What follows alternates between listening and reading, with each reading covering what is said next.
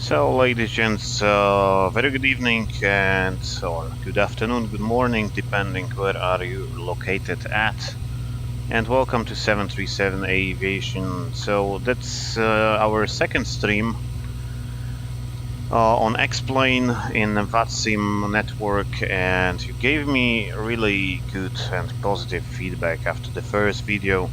So I have decided to make another one. Scheiße, I forgot to switch off the sound on the YouTube I have in the background. Should be fine just now. So, as I said, it's my second stream, so thanks for the feedback on the previous one. Really appreciate that one. If you have any comments or suggestions or questions, just feel free to leave them below the video or ask them in the chat. I will try to answer the questions if I just have a second. So I just realized that I haven't introduced myself on a previous flight. So my name is Jerry. I'm a real life 737 captain. I'm a captain on a Honda jet and a couple of different airplanes as well. Altogether, I have logged about 5,000 hours by now, which of 4,000 is on different versions of 737s. So I had the pleasure to fly 400, 700 and 800 that you can see today in the stream. Today we'll be flying from the last position we ended up on the previous video. So we are in Bergamo and we'll be flying to Malaga, which is quite a popular summer destination in Ryanair network, so we have decided that it's nice to show it to you. So basically we're located at stand 306 in Bergamo, and there is some other guy, 39 Charlie, that one on the stand next to us. It's my friend Daniel. He will be flying with us on VATSIM network. And there is some other one, I don't know the destination yet, I will double check it in a second, but if you want to join us on VATSIM, please feel free anytime. We should be spending around like 20-25 minutes down in Bergamo before departing.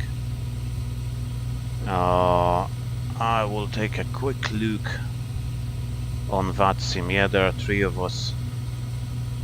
And now the other one just arrived, so probably he is not flying anymore with us. Okay, so that's what you should see when arriving to the airplane. Basically, it probably would be open. If not, you would have to open it yourself. Which from the outside is, let's say, a bit tricky, but that's not really a big deal anyway. So once you get to the cockpit, you should get a cockpit in a cold and dark state, just like that. I take a look if I have the sound. Can you hear me well, guys, actually? So you should get the cockpit in this kind of state, like you see. So the first action we do, we switch on the battery, and we put the battery ground power unit on the buses. All the systems will take a couple of seconds to initialize, depending if it's a new airplane or old airplane. It could take like up to 30-40 seconds. On 800 it's not really a big deal, and if you see this kind of switches, you have only 2 landing light switches, you straight away know that that's a pretty new airplane, so shouldn't be a big deal.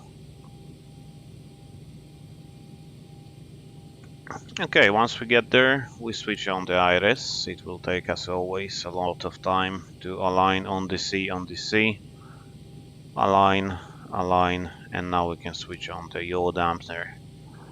And we have approximately waiting time about 6 to 7 minutes to align the IRS, so it's a good thing to switch them on.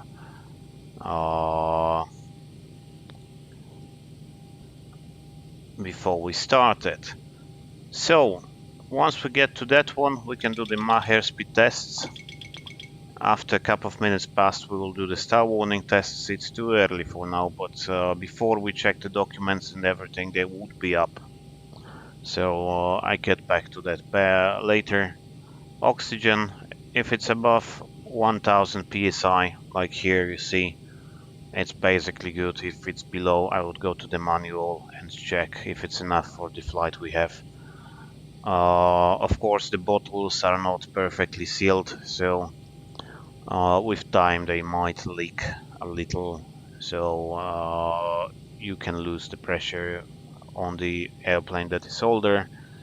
And of course it's refilled every bigger maintenance anyway, so it's rarely an issue to have low oxygen levels.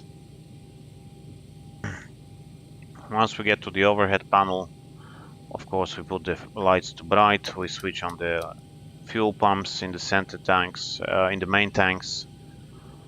We check all the systems line by line as usual. Emergency exit lights, fasten belt still off because we are not refueled yet, so we need some more time to refuel. Trimmer, Pax Auto, isolation valve is open. Cruising altitude is about 370 today, as far as I remember, but we will double check it later. And Malaga is around 150-ish feet. Positions going to steady. We start from engine ignition on the right, as always. If we're starting the day in the base, the maintenance base, we start on the right. If we go further, then we go left, right, etc., etc. Some airlines recommend that you go from the right when there is maintenance base, from the left where it's not, but usually we start from the right and we go left, right, etc., etc. Okay, going down to here. Of course, you put all the lights to bright so we see what's going on. So some reason my yoke is shaking today. Maybe because she's stressed of the new stream. Okay, so we don't know anything down here yet. We'll go to the briefing in a second. We'll try to do nice extensive briefing. Auto brake. We check the takeoff config warning. We do the fire test. We have all the lights on. Squeeps and cargo test, which is working, and then we should check the trims, but as soon as I touch the trim in Zibo, it's just getting messed, so myself I just leave it default, but legally we should check all the trims left, right, so aileron trims and rudder trim. What else? So getting back to the cockpit, I will give some position to the FMC, so she could initialize the position. It's Lima India Mike Echo, and we always take the GPS left as the most reliable source. We take GPS left, we put it into GPS left position to the IRS position. And since now the IRS will assume that it is, and this position will calculate the position from here onwards. Okay, I can do the stall shaker tests, I believe. So we put the stall shaker number 1, and she's shaking on the left. And stall shaker number 2, she's shaking on the right. The device itself is just here, as I told you on the previous one. Probably, or I haven't told you, I will see. So since we did all of this, we can go dive into the FMC and prepare the flight plan. If you want to follow the flight plan with me, it's just on the under the link I left under the video. So that's Lido flight plan. That's like the real one we're using, but it's coming from the sim brief. Not for real world navigation, So we have all the data, flight number, call sign. I'm using different call sign. It's usually not the flight number, but you have both flight number and the call sign, which for some reason in Ryanair is different. In my previous airlines, it was the same most of the times. So diving into the FMC, we can start from beginning. So position, we already did that one. Route, we go from Lima India Mike Echo down to Lima Echo Mike Golf, which is Malaga, and we go as Romeo Yankee Romeo 40 Hotel, which is our call sign. And flight number, we actually put the call sign, not the flight number. That's kind of American thing to have flight number instead of call sign. If you fly Airbus, they have call sign, not flight number. I just guess that's quite same for them. And the routing, which is on the next page, is first of all Voghera 5 Uniform to Voghera, Victor Oscar Golf. And that's the first point for DME, Voghera. Gekba Vantu. Gekba. Then Vantu. And after Vantu, we go Upper Mike 984 to Divco. Upper Mike 984 down to Divco. And after Divco, we go up in November 975 to Barcelona. 975 to Barcelona. And from Barcelona, Upper Mike 985 to Bazas. Upper Mike 985 to Bazas. Bazas. Bazas, yeah, Bazas. Bravo to 8 V-Bus and then arrival. Bravo to 8 to V-Bus. We activate that. I would execute that or straight away. And we go from runway 28 in Bergamo. And we're gonna do the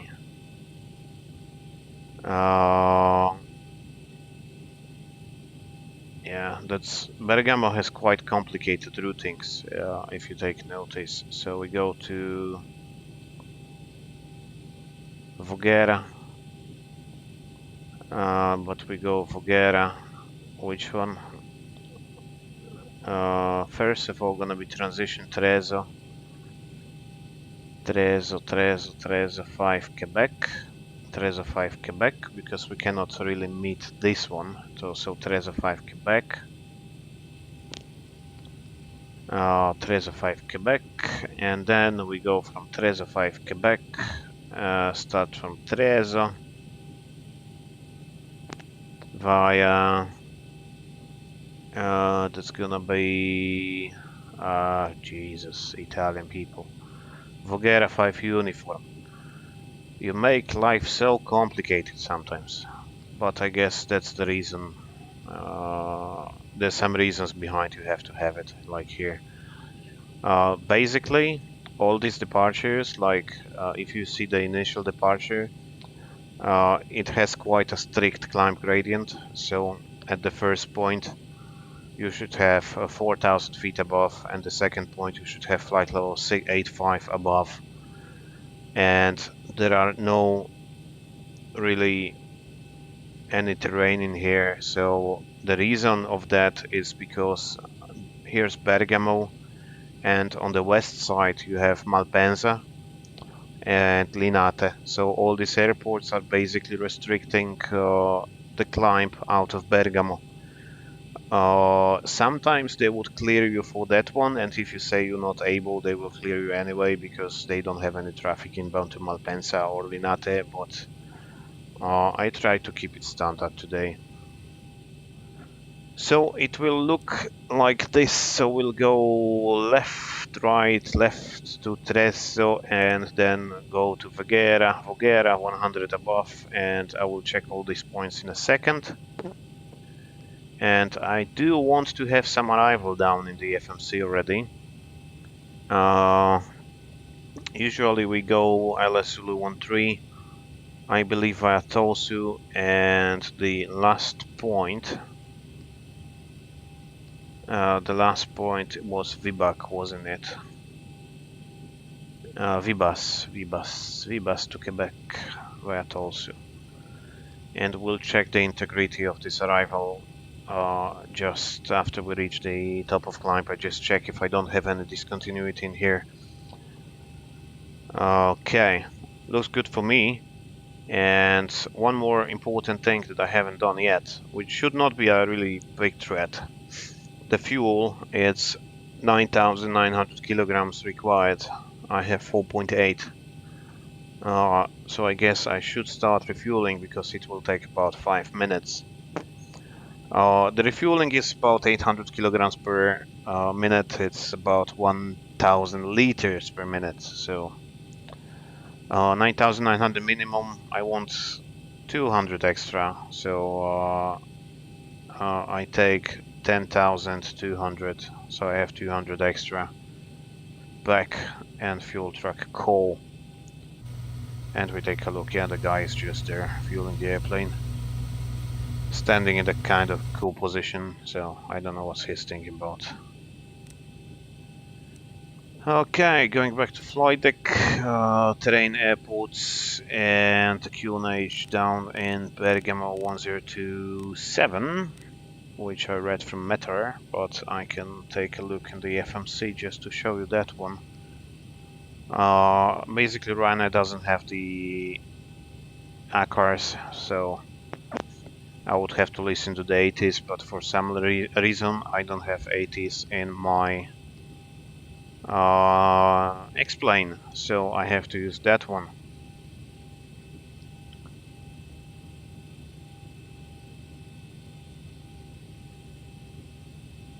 Okay, how much time I have spent in Honda Jet? I spent about 320 hours by now, so that's not much, but in charter flying, you know, like in Ryanair 90 hours a month it's nothing, but in charter if you do 40 hours it feels a lot, so it already feels a lot.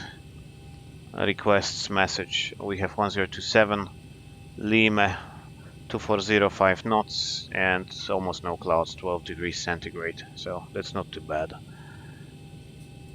I start flight like to have some sounds as well. Okay, so going back to the flight plan we have finished the routing. Now we can go to cost index 6, of course. Ryanair is always using cost index 6 for safety protection, for speed protection reasons.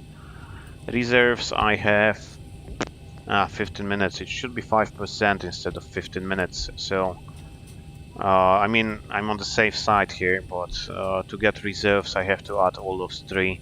So 3.5, 4.1, that's a big reserve.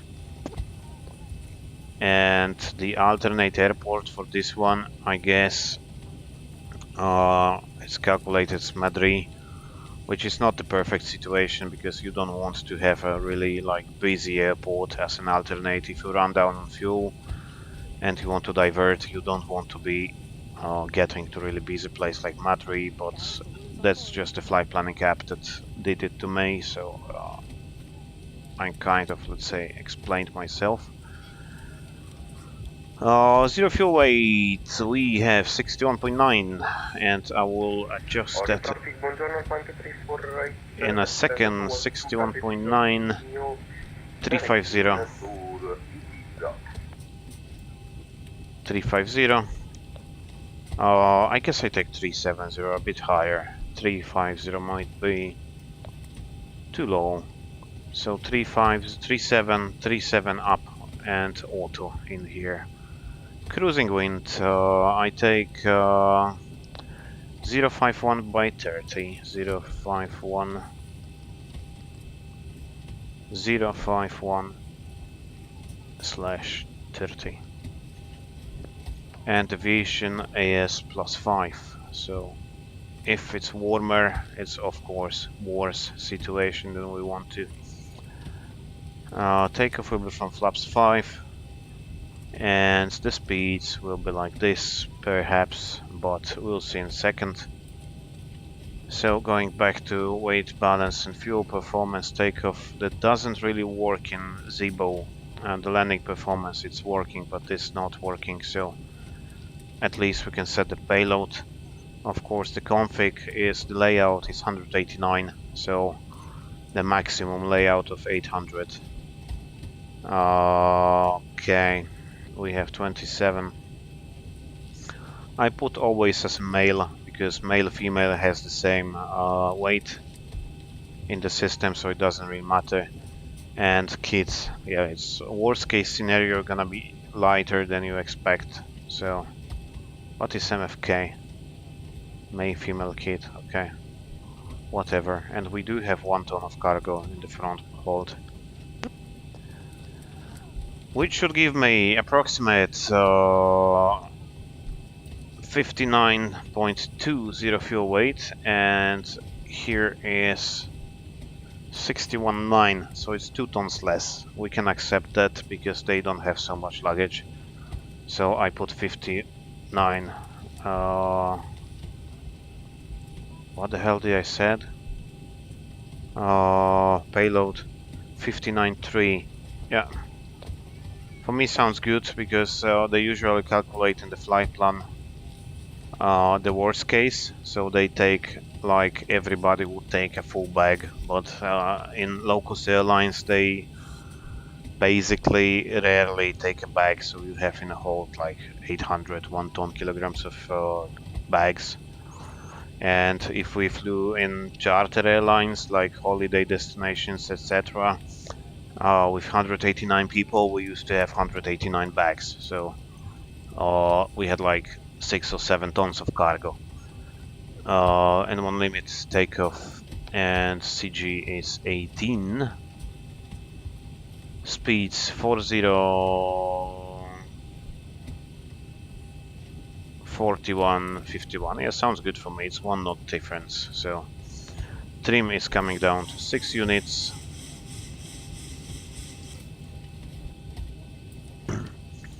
And as you might notice, even on Zibo, those ones, the FO and the captain one, is not the same, they're not equal. So on the real 7.3 they really split a lot, so it's just more or less, if it's correct, so that should be fine, far enough at least. And going back to the MCP 151,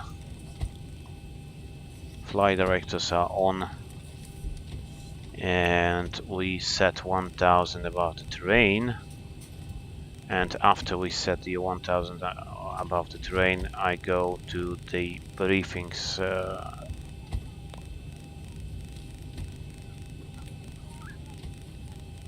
It should be 1780. Some airlines would just set 1800. We set 1780 in here.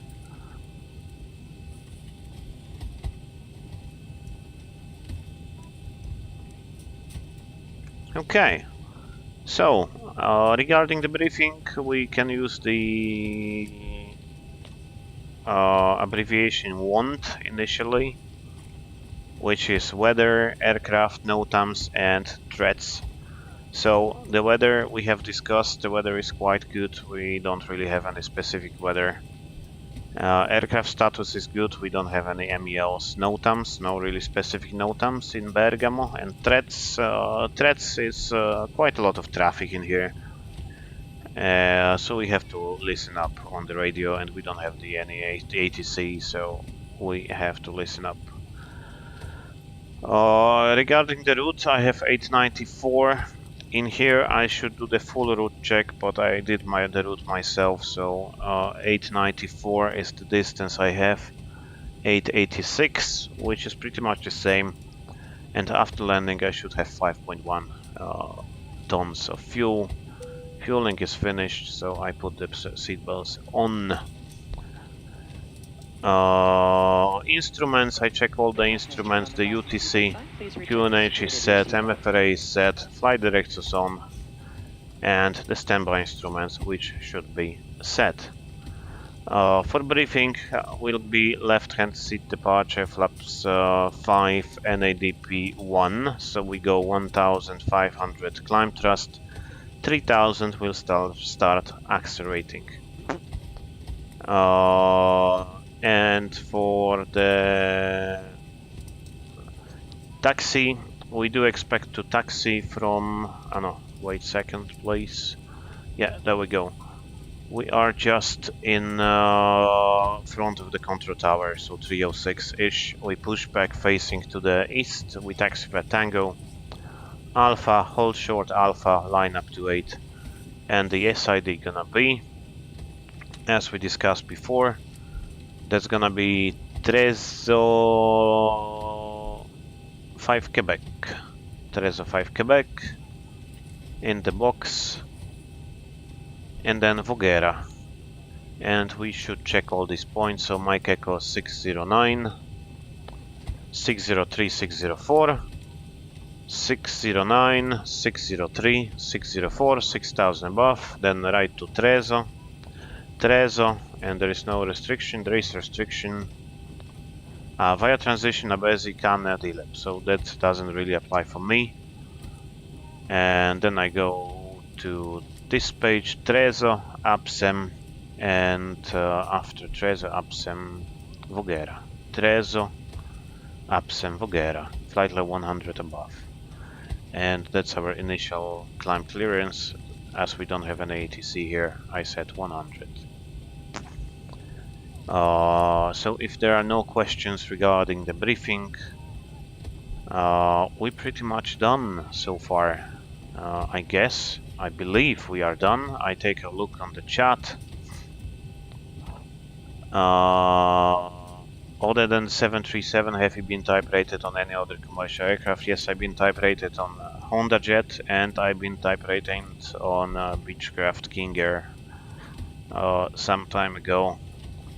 Otherwise, I'm flying the airplanes not requiring the type rating. So guys, for the new guys, once again welcome to the channel, and yeah, we should be ready about 2 or 3 minutes. We just have to run the checklists and all the procedures, and we'll be ready for pushback and startup. So that was quite quick. I did expect it a bit longer. Okay, where I was at, yeah, half an hour, almost 25 minutes, so that's not too bad at all, I guess. So the checklist you have, yeah, I switch on the light test. I should do it before, but I forgot, so I just skip it.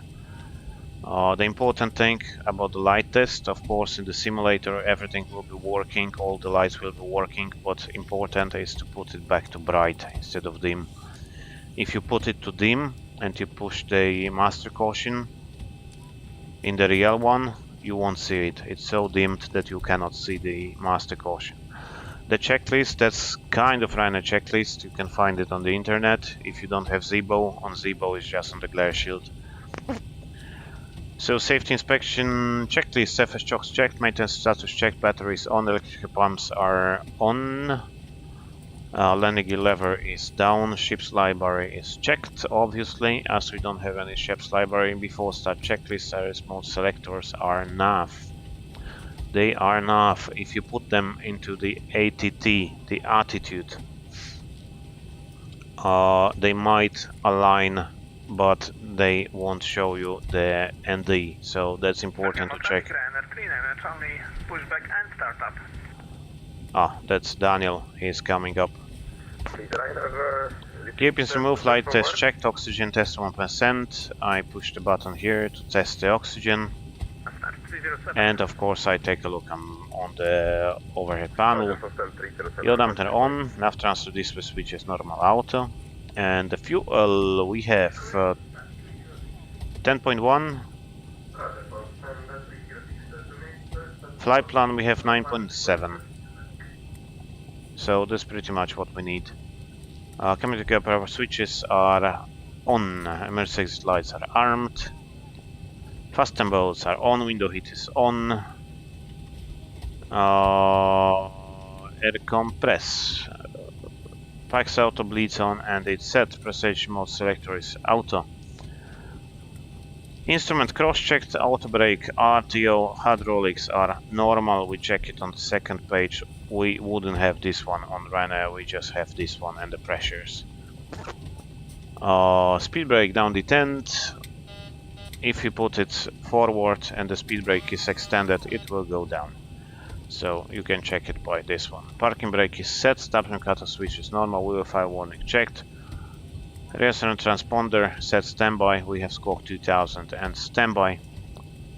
Rattle and trims 3 and 0 PA, and at this moment I would say the PA, so ladies and gents, welcome aboard, this is your captain speaking, so welcome aboard this Ryanair flight FR 8962 with destination Malaga. The flight time today is 2 hours and 8 minutes, weather and route destination is good, and we do expect about 18 degrees centigrade down in Malaga. So just for your information, actually guys, we'll be departing to the south from Bergamo from runway 28, actually to the west, then turn right and southwest towards Alessandra, then we pass Torino to the right, to the south, over Cuneo, we fly towards Nice and then turn slightly right across Côte d'Azur to Marseille. Then we follow all the way to Barcelona and then Valencia, Granada, and we start approach to Malaga. And then I finish up the PA and we are pretty much ready with that. FMC CDU set, so I have N1 limit takeoff and there's legs on this side. Stop trim, I have 6 units required, 6 units set. EFB, airplane mode stowed, phone soft flight window cockpit door. I usually would close that before. And we're holding on the doors. So yeah, we can start the APU actually, why not?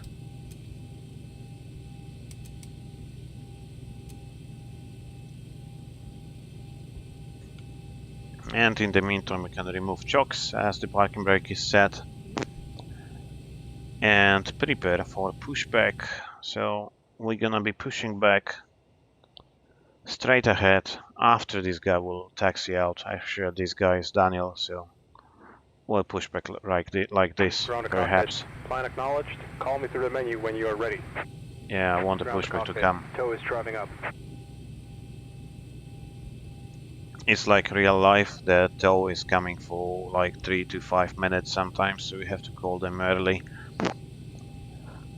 Okay, APU on buses, so we can actually close the esters, close the doors, and flight window cockpit doors closed, passengers seated. So once everybody is seated, we'll get the information from the cabin crew and we can disconnect the ground power. We show them that we can disconnect the ground power. And we go PAX off, bleeds on, anti-collision light on, and alt off. And once we get clearance for pushback, all doors pushback, and hatches are closed, ready to connect. he's connecting, so we can do the checklist. Below the line, air packs are off, anti-cruise light on, parking brake is set, e-transponder is alt off.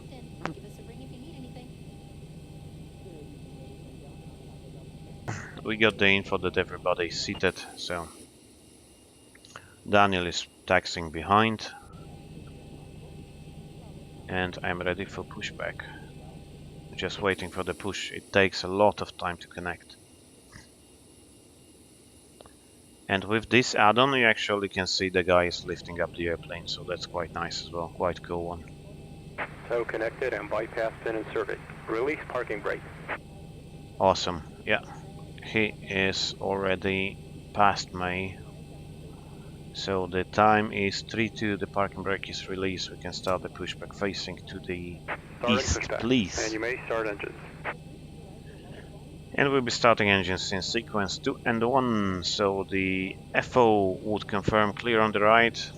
This guy is pushing back as well.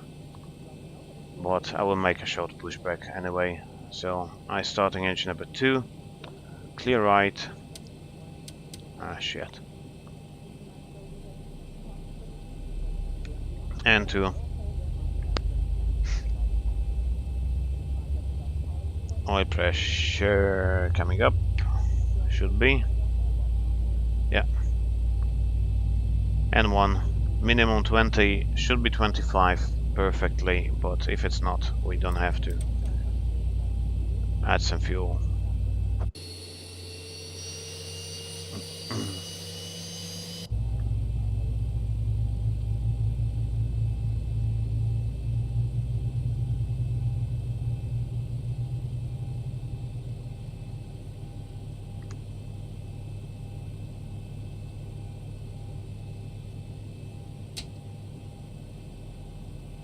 Stack it out. Engine number 2 is stable, so starting engine number 1. And I didn't get the runway heading. I missed the runway heading, which is 284. And 2.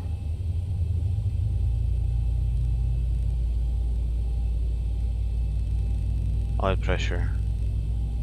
And 1.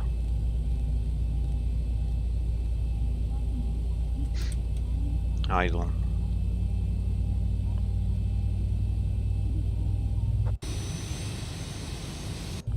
It sounds about right, so yeah, he will be stopping soon. Operation complete. Set parking brake. Okay, parking brake is set. Disconnecting tow. Stand by. 56%, starting it out. Engine 1 is stable, so we can start the procedure. APU is off, start switch is continuous.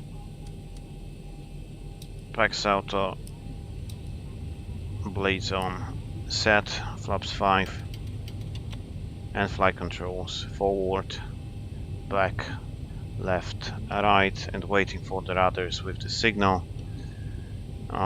So we give him signal to disconnect, and I see you on the right with the pin. Lower DU is off and the recall is checked. So we switch off the lower DU. If we have any malfunction on the engine, it will come up anyway. So Mario ground, buongiorno, partito di poi salva run 28 via Tango.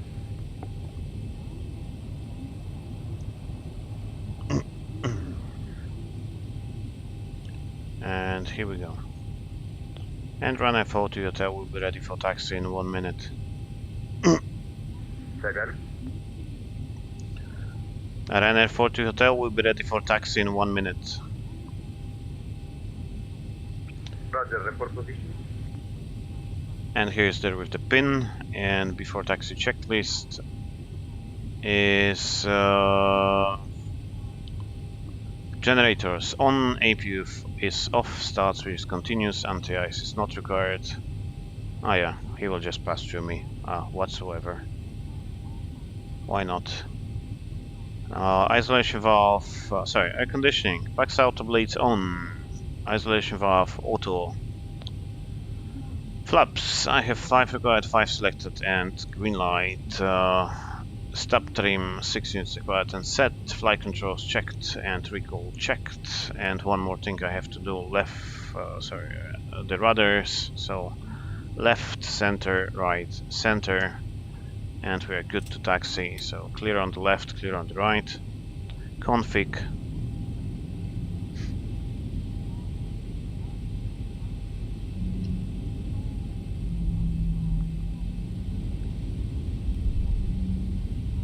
And we can do the before takeoff checklist. Config checked, flaps, I have 5 and 5. Green light, stub trim, 6 units required and 6 units set. Takeoff briefing, it's gonna be left hand departure, flaps 5, leads on Pax auto, and I have dry speeds, 40, 42, 51 set.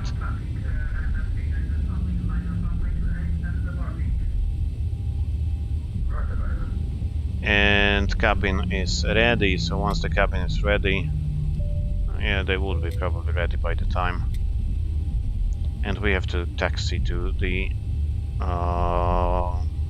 holding point. Just need to check one more thing about the audio. Microphone. Yeah. Okay, I'm back here, so I need to taxi via the yellow line.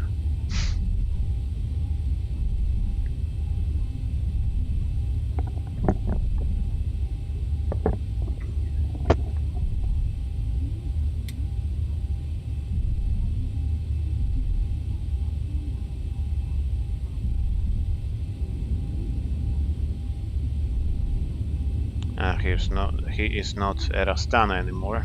He changed to Volotea, I guess. Ryanair, that was on runway 28, please report position.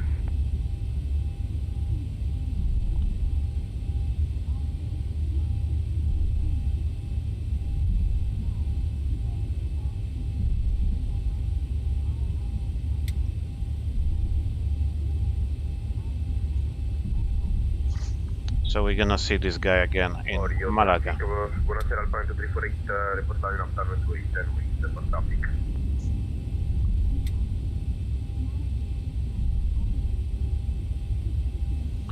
Clear on the left, clear on the right, and we go to Alpha. We cannot take Bravo 1 in Bergamo.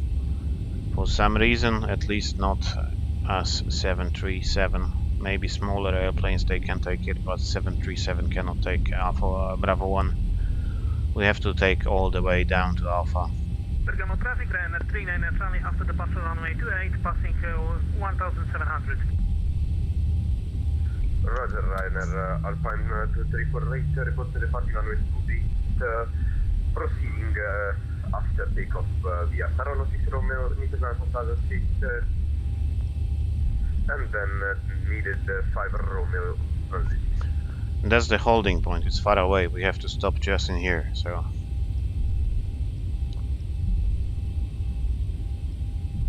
And as always, we have to remember that this line, if we follow a lot further, like this-ish,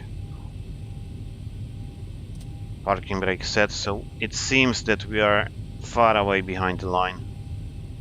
But if we take a look outside, we're still in front, so we have to taxi very far away. So I go with landing lights on, runway turn off on, strobe lights on, and transponder TA array, and we load line MCP, set transponder TA array, strobe lights on, landing lights on.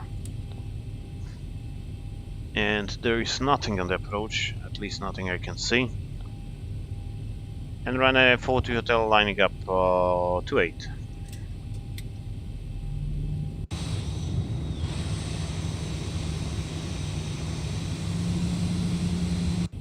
Alpine is actually EasyJet Swiss, I guess.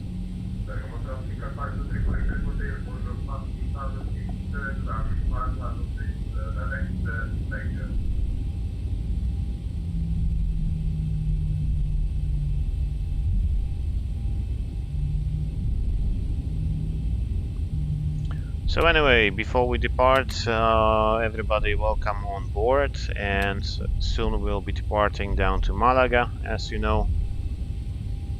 Okay, so enjoy the flight. We're passing the center line a lot in 737, and then start turning. And if we pass the center line a lot, like this, we might be able to get lined up nicely. There we go. So you saw that I passed it like 15 meters, and that it's still not really perfectly lined, but it shouldn't be a big deal. Okay, the other guy is just over there, so I'm ready for departure. Ryanair 340 hotel departing 28 Bergamo. So timing. Auto throttle, I forgot. Engines are stabilized, so set takeoff thrust.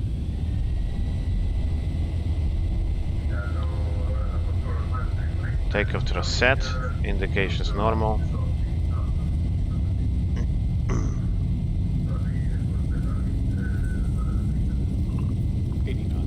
Checked.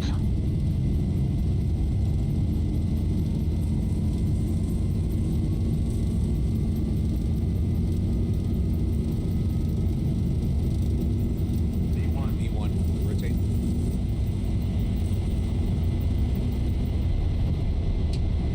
Positive reading. Get up.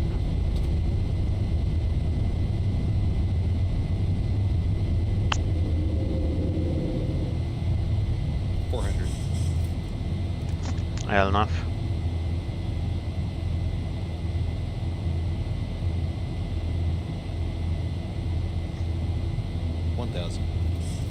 And I go with autopilot on, autopilot A in command. I pass the 1000 so I can switch it off. Climb thrust set.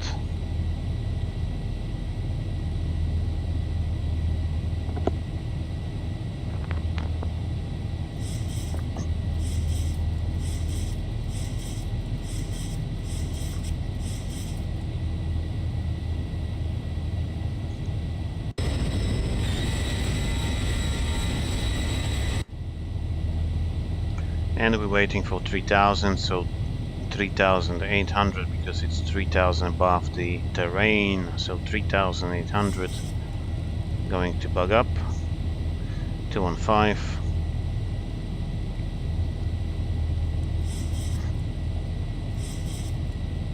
And if we proceed to Trezzo, we couldn't make this 6500 above probably.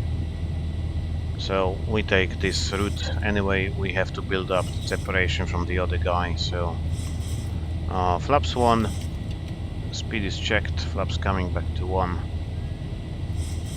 Flaps up, speed check.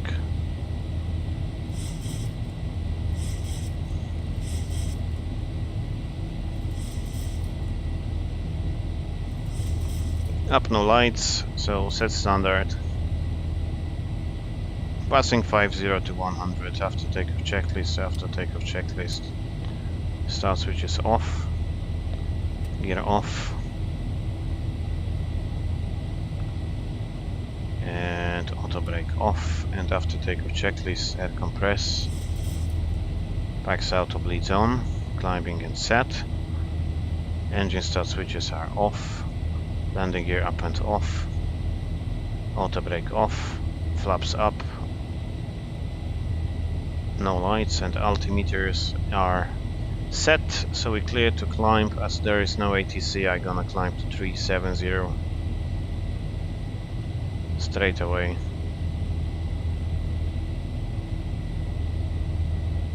And as I'm passing this 6000 above, I would probably get direct to Voghera.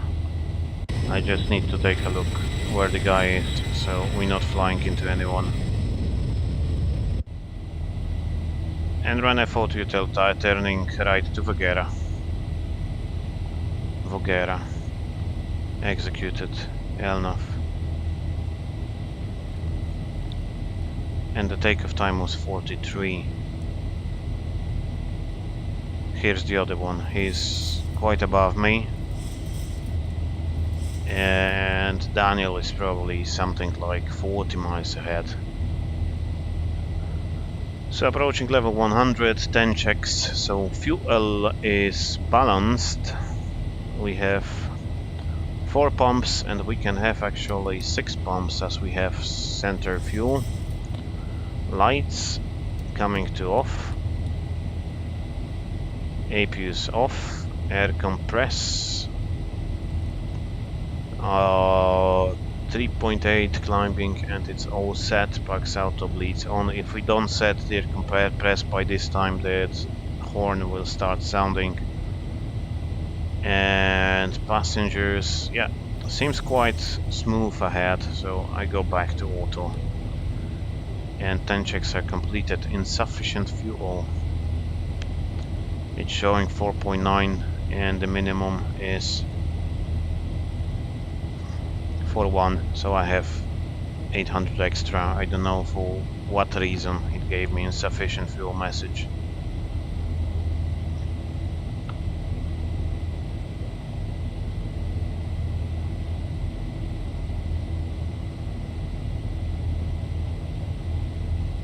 Do I miss flying a 737 in real life? That's a good question, because yeah, maybe flying 737 itself, yes, but after you build up some hours, and of course, if you're a young pilot and your dream would be probably to fly a 737, etc., etc. But after a while you spend in aviation, it's like more of the more important things are like what's the roster, what's the money, how much time do you spend at home. So to be honest, I'm quite happy if I'm doing some sim flying, and I'm still having my type rating in the license. So let's say I'm quite fresh on 737 every year at least, but I don't see myself coming back to the airlines, especially during the COVID. So in charter flying, you're basically getting paid every month, regardless if you're flying or not flying. And in airlines, of course, you're getting paid by the hour. So every wave of COVID hits different countries, you get less hours and you're not getting paid. So the answer is probably no, I don't miss really flying on 737.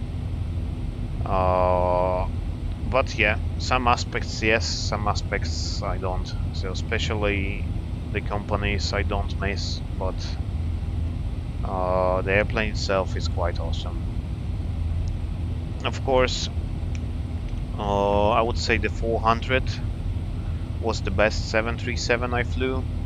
Then the 800, which is like the hallmark of the 737s, the top what they could get out of this type. Once they get Maxes, the Maxes are not really the best airplane. The thing about the Max is like they try to put the new engines and all this stuff. Just give me a second.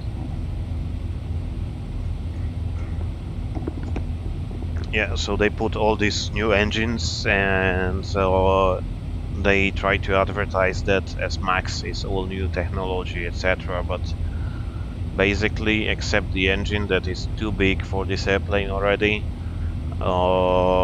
they have new screens and new gear lever, and otherwise the Max is all the same up here, which is all the same as 400. So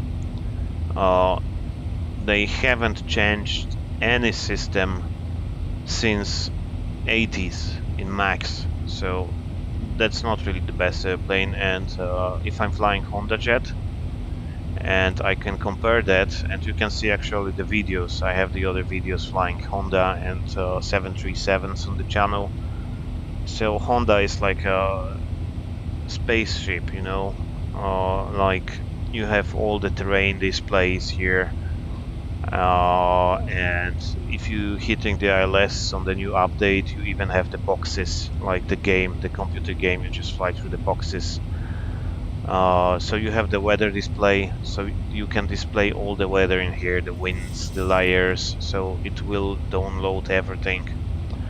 So compared to 737, it's really awesome. So 800 was really peak what they got in late 90s, and in my opinion at least it should be all new airplane, not 737 Max. So, but that's just my opinion, but maybe it's unpopular opinion, but I don't like 737 Max. I did sim training with that, so it's just different engine and some new screens, and that's it, nothing real special.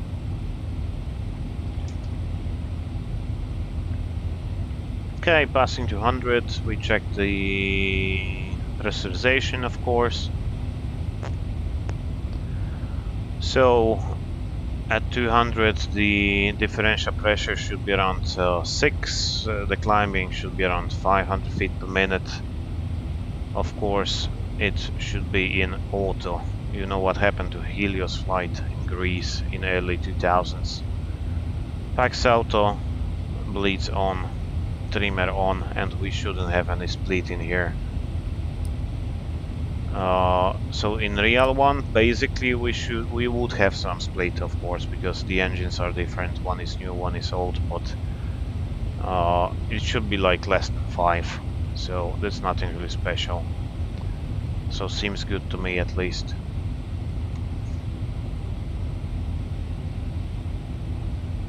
Okay, let's take a quick glimpse on the chat. What's happening? Alpine is EasyJet Europe. Engine Fire, jutro jest live w języku polskim również o 17, więc zapraszam. Hi Captain, sorry I cannot read your name, but yeah, hi. Where are you from, guys? I see some Polish faces from my second channel, but where are you from, the other guys? Well, yeah, I haven't really seen you yet.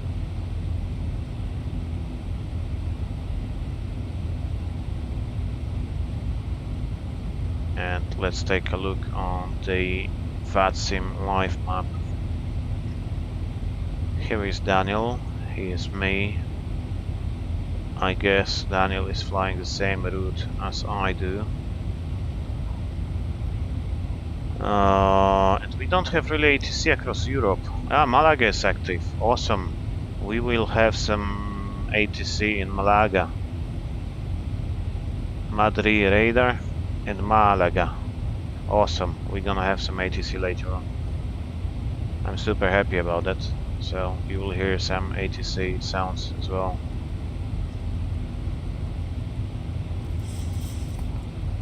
I just need to go to the VATSIM app and check something. Yeah, the mic volume should be okay, and yeah, I have some problems with my headset again. I always do, so not really even surprised. Okay, and once we set final cruising altitude, we have to confirm it 3 times, so 370, 370, 370, so 3 times set, and 1215 on the second box, monitoring 1215, and it's in here, so we all pretty much done.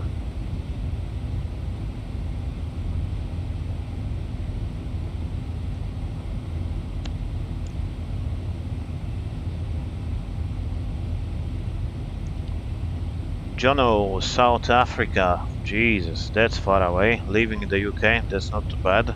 Studying ATPL, that's bad. Yeah, I'm sorry for you, mate.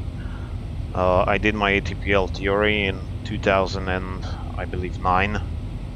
But you have to believe me that after you pass the ATPL, it's just getting better. And once you pass the ATPL, the nice part begins. So once you start flying the instrument rating and commercial, and then you start looking for a job, yeah, that's fun.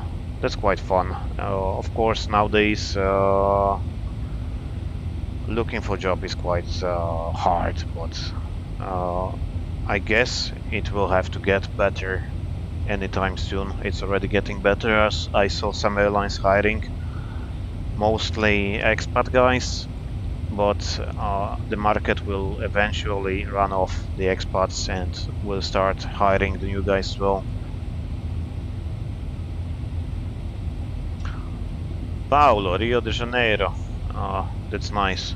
I'm jealous about your weather already, so I'm stuck in Warsaw, Poland, so here I have like 8 degrees centigrade and it's so fucking grey outside. What do you think about the A320? So honestly, I don't have really any opinion about that. I did some simulator on A320, I flew some sim, I have been on the assessment for Wizz Air on A320, and definitely one thing about the A320 that runs actually leaves 737 far behind is the flight deck. So 737 flight deck, you might have noticed when you flew a 737, you took a look into the cockpit, it's super small. It's like a really confined space. In this place, when the camera is now, you can stand upright, but if you get like this, you have to already bend over yourself, and then you have the yoke, which is just hanging between your feet all the time, which is fine if you're doing 2 hours flight, but if you're flying like Warsaw to Tenerife and it's 6-7 hours, maybe not 7, but it's like maximum 6 hours, you can get really dizzy of sitting in this place. And A320, if you notice, let's say there are 2 pilots, there is a cabin crew standing here and dispatcher, and there is still some space in the flight deck. And of course you don't have anything here, so the seat is more comfortable as well. Otherwise, if you're talking about the system logic and everything, I guess it's just a matter of getting used to, so there's nothing really special. I mean, that's really different logic than 737.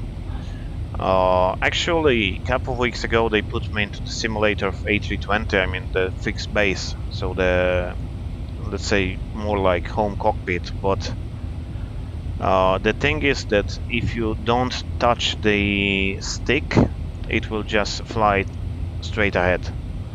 And the habit from 737 is that you will shake it left or right all the time to maintain the straight line, which doesn't really help in A320. So I believe that if I would fly as A320, I would probably like it, but I'm just used to 737s, so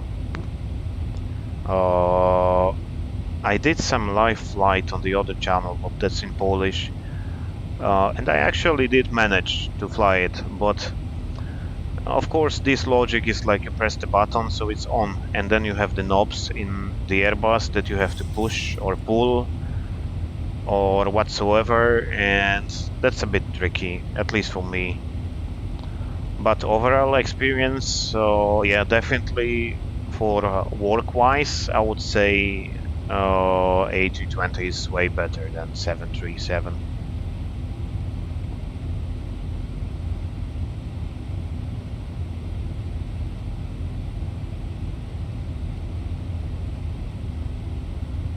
Maciej Czelacki, dziękuję bardzo.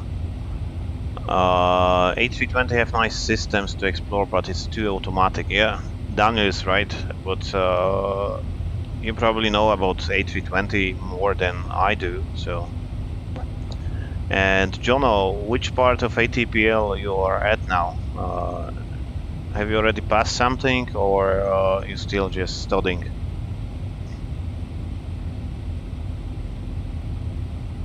I see the other guy coming down here on the right side, but I don't see him on the radar. Yeah, he just passed me, so sounds good. Want to go checked, and I leave it in VNAV. If it's less than 1500 feet per minute, it's fine. So VAM2 colon. VAM2 is a border point. VAM2 is border between Italy and France. So you have Nice, then you have the Saint-Tropez and all the other airports. Okay. VAM2. So once we get to the cruising altitude, we have to jump into the flight plan and take a quick glimpse on the fuel. What do we have here? So the first page, the flight plan, as I told you before, is of course in the flight plan folders, flight plans folder, which is in the link below the video. Top of climb, we should have 7.8, we have 8.4, so we have 600 extra, and we should use 2,100 kilograms of fuel, which you click down here, and we have 1,700-ish, so sounds good to me, because we have some step climbs in here. And next point is VAM2, At Vanto I should have 7.8, and Vanto, oh sorry, Kekpa I should have 7.8 and I have 8.3, so basically I'm above what I'm expected to have. Where the hell are you flying? Gekpa, direct. That's way better. I guess this guy was just going into me now.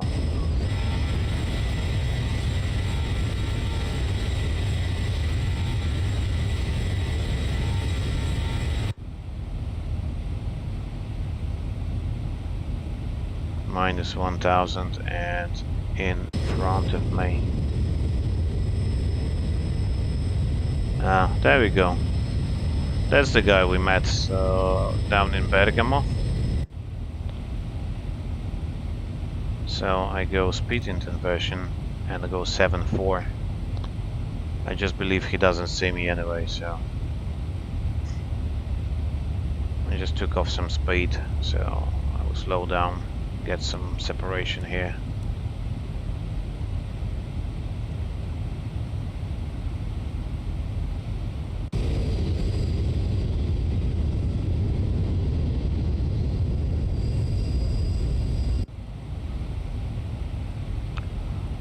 Yeah, that's the reason I haven't seen you on the VATSIM map, because you're too close to me. And you're flying to Ibiza, so you're probably flying the same route as I do. More information. And yips, Vanto, Patko, Vatir, Pivus. So no, he's quite a different route, but he will cross my path. And he's like 5 miles outbound, even less, 3 miles outbound. The minimum separation would be like 5 miles, so where the hell have you been? That's okay. That's just what seems, so let's ignore that. Okay.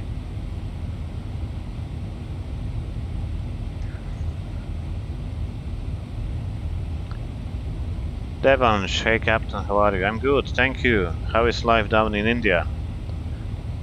I guess you have quite late night now, huh? Don't you? How much time it usually takes a pilot to set up the aircraft and make it ready for takeoff? That depends. Usually, if we are a crew of 2, it takes about I would say really 15 minutes to get everything prepared on 737. I do have some video of Honda when I was starting up the Honda jet. I can actually upload that later on, so you can see, and it takes like 2 minutes, so all different ways and all different airplanes takes different times, but if you're proficient crew, it takes about 15 minutes on 737. Kraj, dziękuję bardzo, zacząłem studia w Chełmie, zobaczymy co czas przyniesie, oby ATPL Frozen. Of course I wish you good luck, guys. Did you have to pay for your 737 type rating? I had a choice actually to get bond or paid myself. So actually I decided to pay myself, which was kind of a good decision. Because then I could leave my first company and go to Ryanair. Also, how many Honda jets operate in Europe? I believe about 10 to 12 of them, so not really many. Which is good and bad, of course. It's good because if they need the line training captain somewhere, they're gonna call you because you're probably one of 3 of them in Europe. And that's bad because if the company goes bust or something, there's no really place to go anyway. So we'll see. They're coming a lot now. There are quite many new Hondas coming. And the business jets, they got really kind of wealthy during the COVID for some reason, like, you know, Everybody talking about the poverty, etc. But the rich people are getting rich, so the money is flowing always. Okay, back to Vinov. So he already passed like 7 miles, which should be quite sufficient. Okay. 10:45 p.m. Yeah, here is like 6 p.m. So that's not too bad yet. And actually, they just presented the new Honda Jet in Las Vegas in November. So they expect to kind of grow because the one they're producing, it's quite nice airplane, but to be honest, it has really small fuel tanks, which making it like, you know, if you operate out of London, you can fly probably to Berlin with 2 passengers or maybe 3 passengers, but if you put 4 passengers, then the fuel you can take makes you unable to reach West Germany. So range-wise, it's really bad. Otherwise, it's really cool one. But we'll see. The new one they presented, it's supposed to have like 2,600, I think, miles of range or kilometers of range. I think miles. The one I'm flying now is 1,300-ish, which is not really good. Of course, it's good for US market. In States, they have the airports all over the place. And of course in Europe it's not so beautiful. Even if you do have airports, they mostly too short for jet to operate, so you cannot free fly anywhere.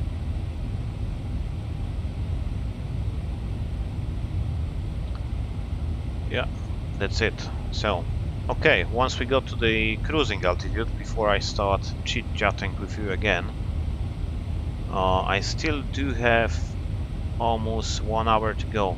I mean, more than 1 hour to go, but let's get this one closed. This one is closed, and this one gets closed as well. And we go down to Malaga, and I open the charts to Malaga. That are the Jepson plates. They call it Jeppies sometimes for some reason. And actually I stole it from my company iPad, so shush, nobody's heard anything.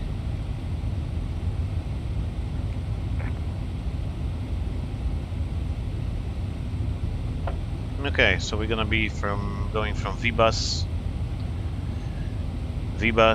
and then from Vibas to Tolsu, and then for the approach. So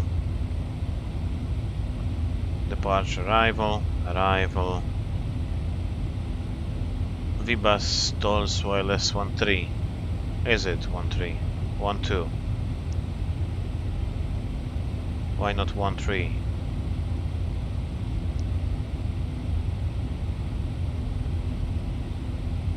ELS Zulu 12. There we go. Via Tolsu. And I go to Lex.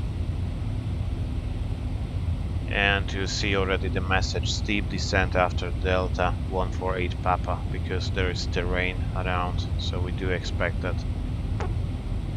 We go to point Vibas, and we go to plan. Vibas 100. Granada, Golf Delta Alpha. And does it check in here? Granada. Is this guy flying away? Yeah, I'm flying away too. I don't know, for some reason she doesn't really follow the route, but it's fine. Plus minus 2 miles, it's okay anyway. Then we go to distance 14 Granada, and then Tolsu. Granada, Tolsu. Then we move to ILS localizes Zulu, ILS Zulu localizes Zulu runway 12. And first of all, points, of course. Once you set the points right, you know the VNAV is gonna guide you and you have the correct top of descent. So Tolso, distance 3.3 Martin, Nepura. Tolso, 3.3 Martin and Nepura. And then we have distance 15.8 Martin and distance 11.5 Martin, 3,200 above. There is no reason to have 3,200. And 2,500 as final fix for ILS, course 118. And 118 on the FO side. So I'm gonna be back on the chat in just like 3-4 minutes after I finish the initial setup. The ILS gonna be 10:55 and Malaga 13:55. So where is it? I have these shortcuts, but I'm not really good at it. So ILS 10:55 active. 10:55. I actually prefer the old radios than the new ones, but what to do? And 113.55 as a VOR, 113.55, and the second set I can have Martin, 1126, 12.6, 12.6 and standby. And where are we at? We are at Sokoi, and we are turning right, which sounds about good. So we're gonna start from 2,500 to FAF, which is 2,100, and I don't have FAF in here, but I will just capture this from 2,500, and it should have the point in here in the FMC, but it doesn't, so you can actually capture the glide slope from 2,500.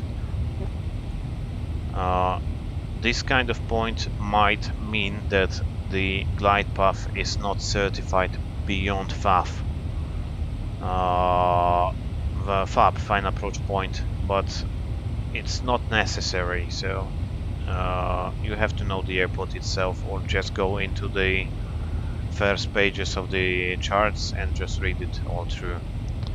And the minimum category is C, 320. So minimums, and I go to 320.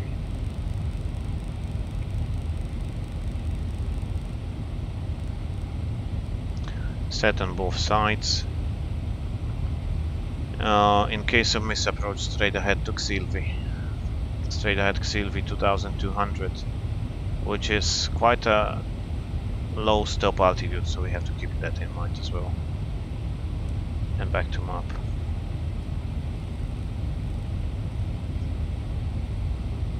Auto brakes perhaps 3, but we'll check that in a second as well. Okay, I think we've done everything pretty much, so we know what's happening. The other guy is 12 miles out already, so it's not really a big threat for me anymore. And we are just passing. What point is it? Gangu. Gangu Patko is Marseille, so Daniel is already above Marseille. And in Marseille they have this oil refinery, and you can see Marseille like from 150 miles out. So at night you would definitely see Marseille already. So just an interesting fact, useless fact.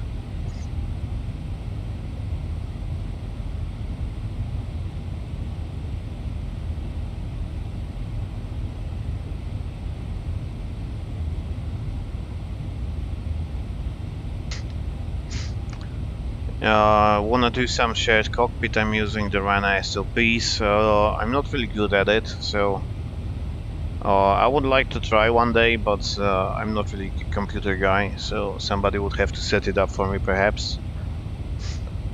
What's the differences between RNAV star and RNAV transition? So I do believe we had this RNAV star RNAV transition here, do we?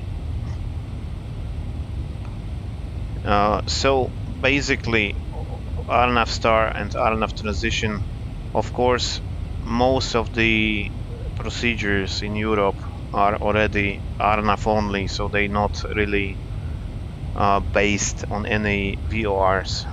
Like in Malaga, you're flying here outbound, but then you don't have any VOR inbound. But the transition itself, so standard arrival, it's basically bringing you from the point like VBAS to some other point, yeah, to Tulsu in this case.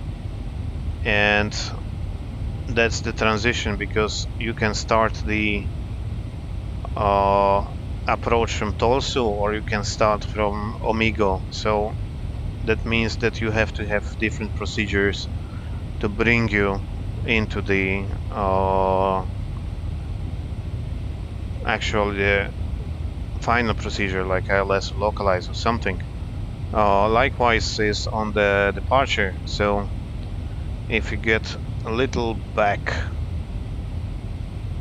we have RNAV SID, and we do have RNAV transition 5 Victor RNAV transition. So in this case, basically SID is bringing you to Trezo, or if you have different SID, that's gonna bring you to some other point. And the transition is bringing you from this point, so let's say from Trezo to the point that you're joining the actual route, the high IFR route. So you had, let's say, SID to Trezo, or you can say have the SID ending in 2VIP. And then you're gonna need transition to get yourself into Voghera, and from Voghera you can navigate en route. That's not necessary, but some of the airports just split them into transition and SID, or transition and arrival. So that's depending basically on the airports and the complexity of the airport. I hope I answered the question somehow.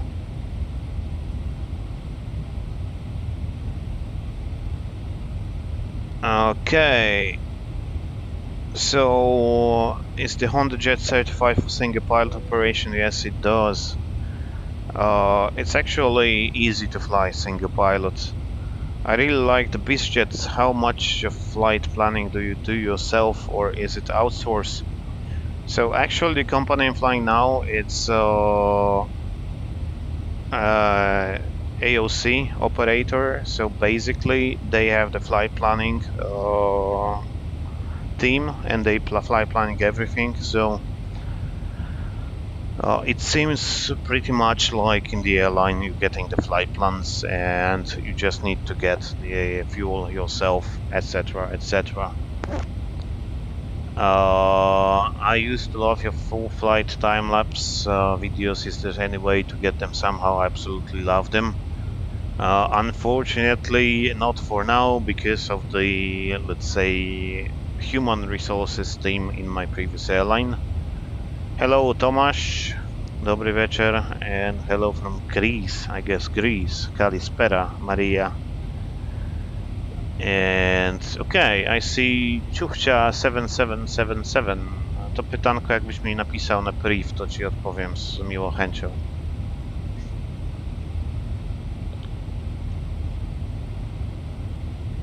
So, anyways, I have to check the ATC, if there is an ATC, but I hope they will start soon.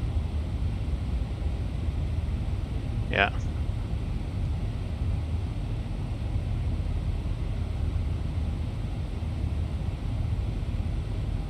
nothing except Madrid and Barcelona. So we will see. We'll see.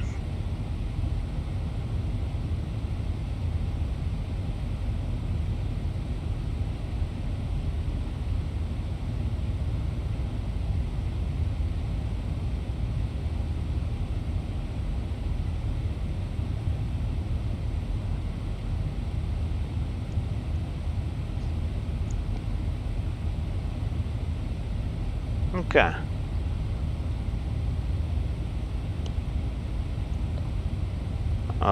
So hopefully gonna have this ATC over España.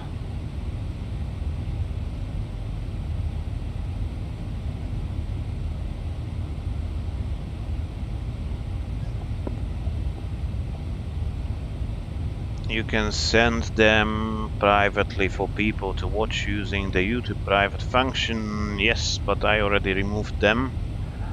And so far they have to stay offline. So unfortunately. But I will be uploading the different videos, so stay tuned, guys, stay tuned. And actually, for the new guys, thanks for coming. If you like the video, please leave the like under the video, and if you are new and you want to see more, please subscribe. Maria, unfortunately I cannot read Greek. Kalimera, and then as my best I can do in Greek. I know just some words. Kalimera, Evcharisto, Yases. Vlad, you are welcome. Where are you from, Vlad?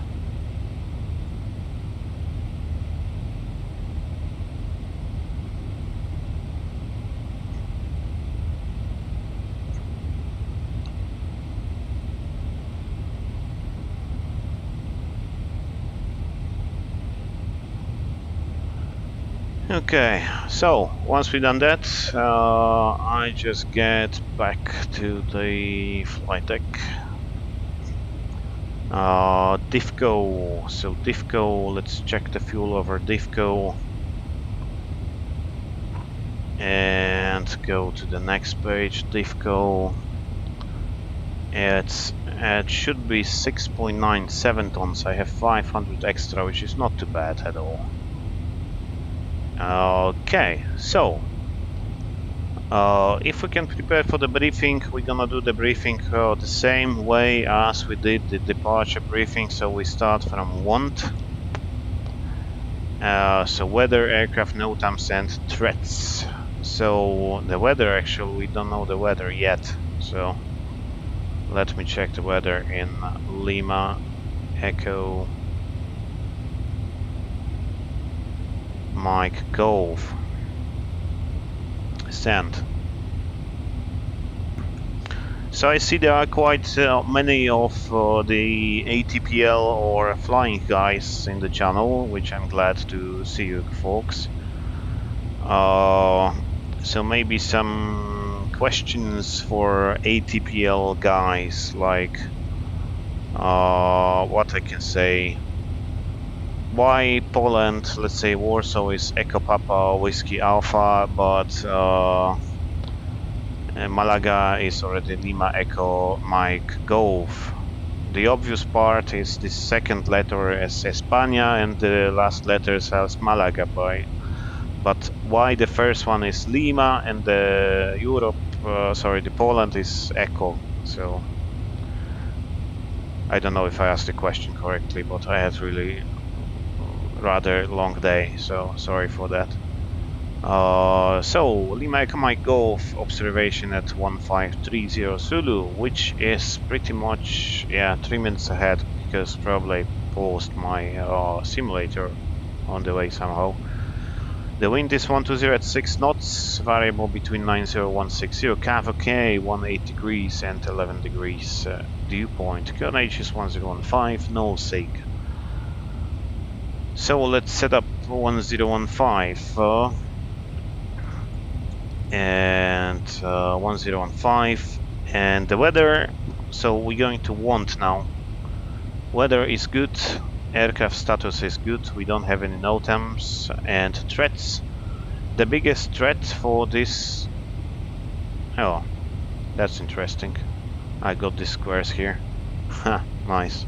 I shouldn't zoom it in. That's awesome. That's awesome. Whatsoever. We're not looking outside, folks. We're not looking outside. And the threats for this arrival is basically terrain, which is quite a high terrain here, so we have to keep in mind that we are above the mountains. So we have to strictly follow the star and the transition and the ILS.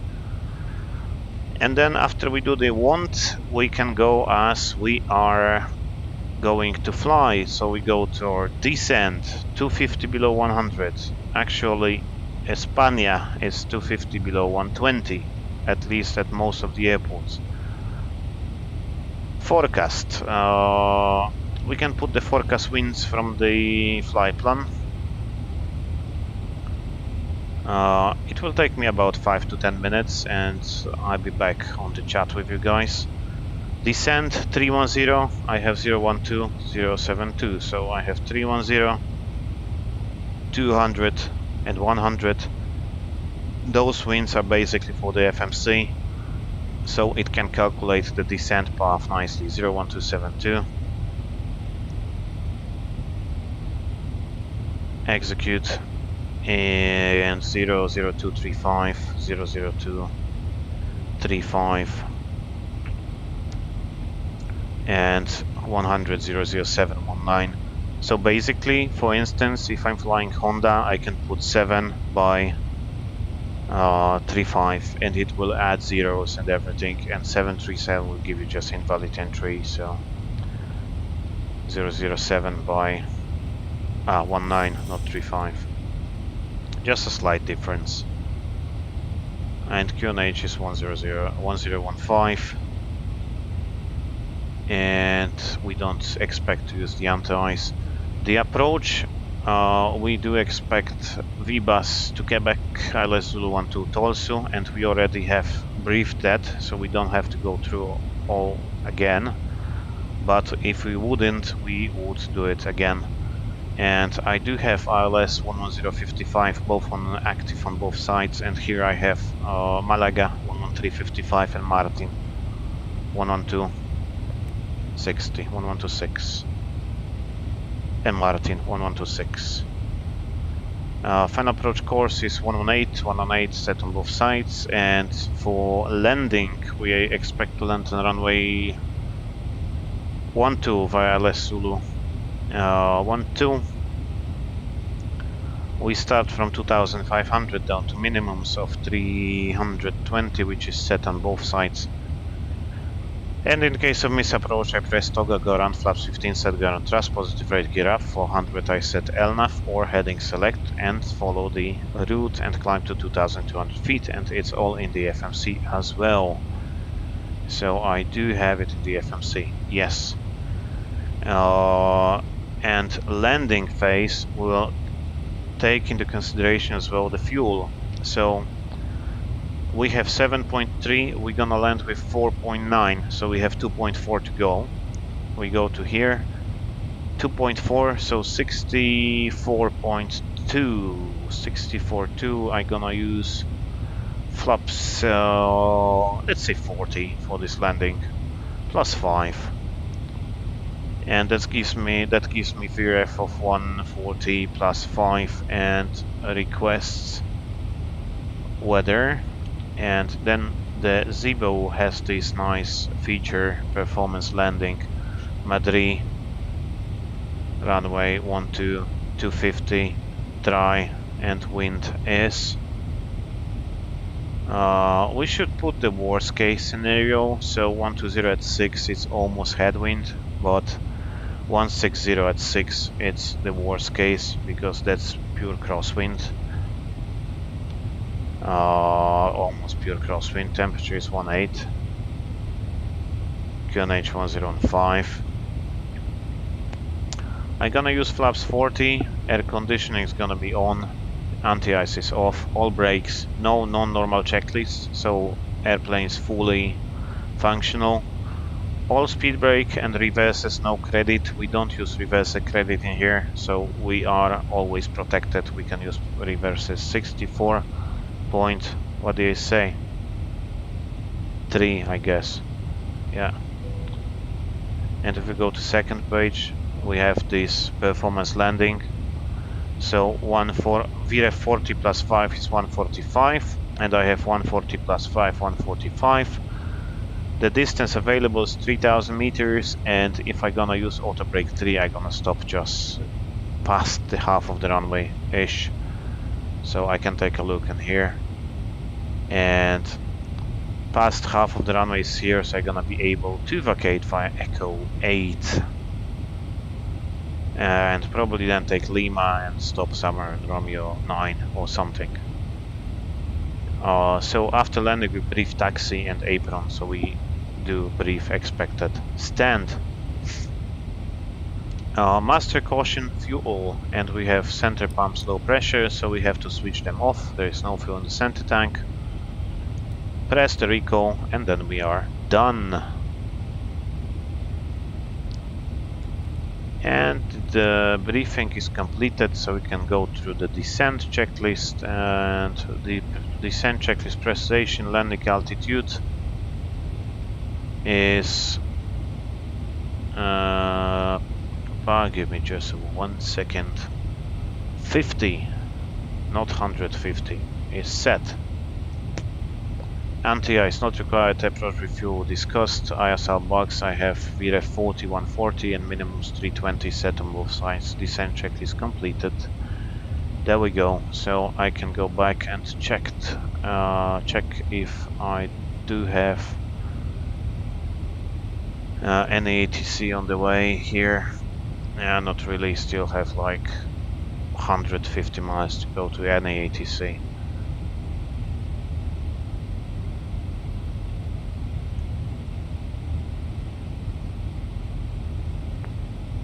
Okay.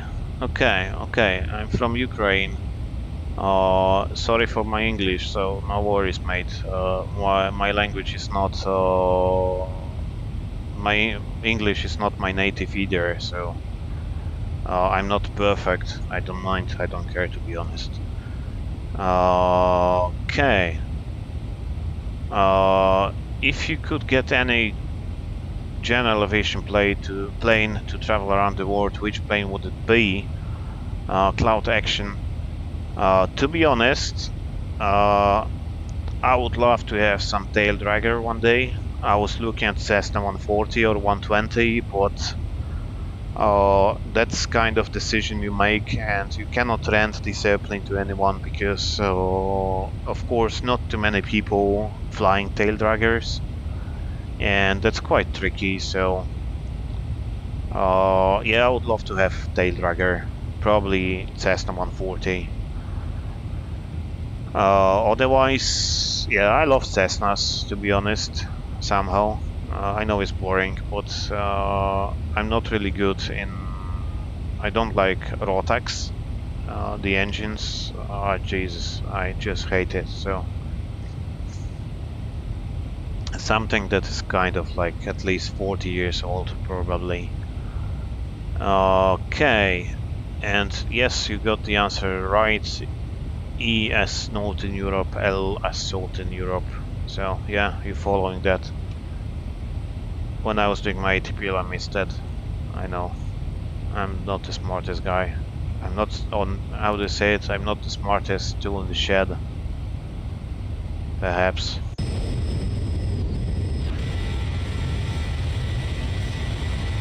So guys, I leave you for 1 minute and I take a short break before we enter the ATC zone.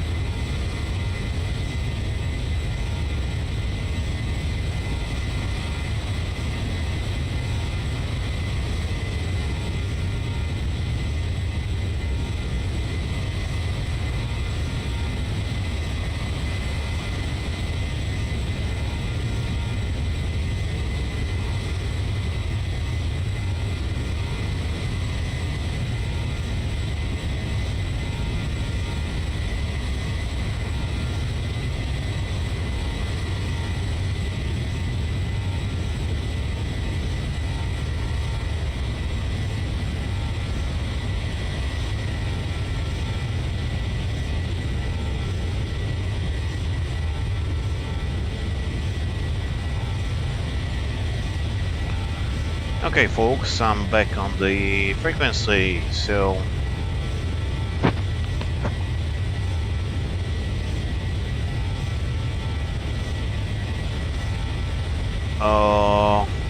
yeah, let's see what's happening here. So first of all, let's go back to the cockpit and then go back to chat. So bugger, no. BCN, Barcelona. We're approaching Barcelona. Buenas tardes. I could speak Spanish one day, but we'll see. Maybe I can use it today.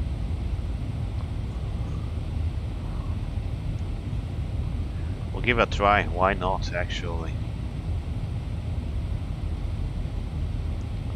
So, regarding the questions you have asked. Ah, shit.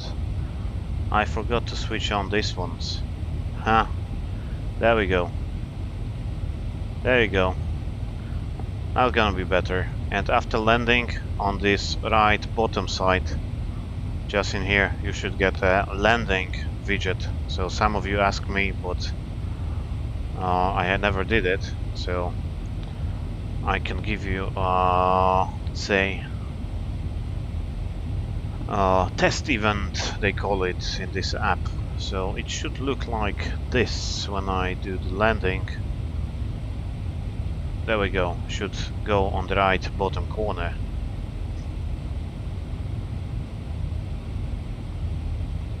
And strange feeling when you 737 flying straight at you from the TV. Yeah, that's definitely strange feeling. I'll have a tail dragger endorsement, and this was to the after landing tricycle. Yeah, but every single tricycle is pretty, to be honest, at least for me. I flew once a Cessna 150 converted to tail dragger. They have this Texas tail dragger kit or something. It's awesome, man. It's really like 150 isn't really a beautiful airplane. I mean, it's not really the most beautiful looking, even if it's only one in the airport, but whatever. But tail dragger was really like eye-catching, and it was Golf registered as well.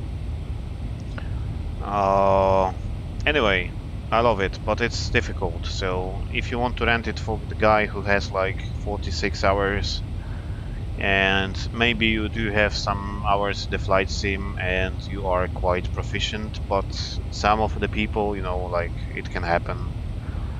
It's just a matter of seconds and you do the quick grand, how you say it, grand spin, grand circle, when you just tip the wing and rotate around the axis. I can't remember that, whatever. Nearby centers, so... Okay. Barcelona. Lima Echo Charlie Mike. They just go down, I guess.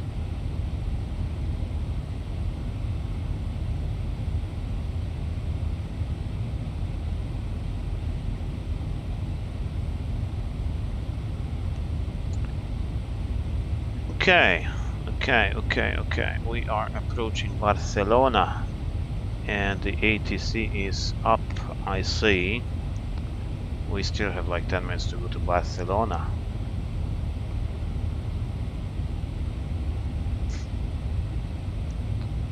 Somebody sent me a private message. Spanish mode on, whatever it means. So, thanks, Daniel. I appreciate your good word, always.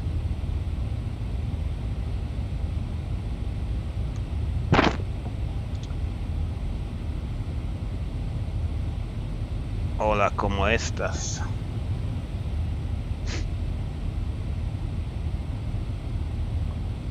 Yeah, we basically good to descend, so we still have how far to the top of descent. We still have like 45 minutes. Maybe 40, yeah, 40 minutes rather than 45, but still far away.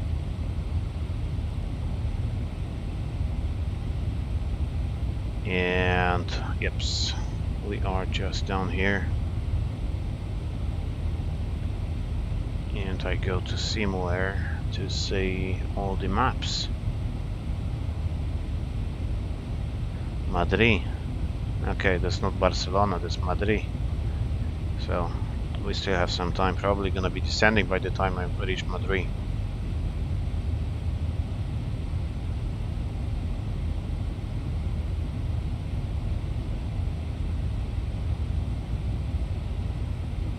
And of course, once again, for the new people on the channel, you are all very welcome, and if you like the video, please subscribe and leave me the like below the video. And as you know, that's quite a new idea to fly the virtual flights on 737 Aviation. So I do appreciate all your feedback. If you like the videos, please leave me a like. If you don't like it, leave me a comment. All the suggestions are, of course, more than welcome, so I will try to do my best to improve. If you want to take a look what we did have achieved doing this kind of stuff, you can take a look on the other channel, which is called Captain Speaking. Unfortunately, it's mostly in Polish, so yeah, but last time we've been doing the live transmission, 2 sectors out of the full 737 simulator, so that was nice. That was really nice idea, so I think we got quite far. And the other thing we're doing is like the virtual 737 type rating, where I'm trying to give all my knowledge about 737. So we already have like 11 episodes, and the target is to make about 35 to 40 of them, and to explain everything to people that never flew a 737 or want to fly a 737, and we're using basically mostly a flight simulator or X-plane or something, so it's kind of easily accessible if you want. Yeah, we hit some turbulence, so I put the seatbelt sign on. And of course, if you like this kind of flying, I might do this in English one day, maybe, why not?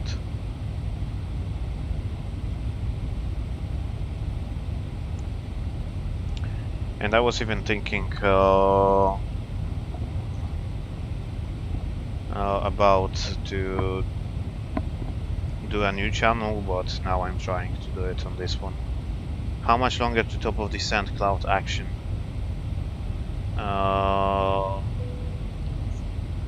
So top of descent should be coming about 277 miles, 26 past, and here is 51, so about 37 minutes from now.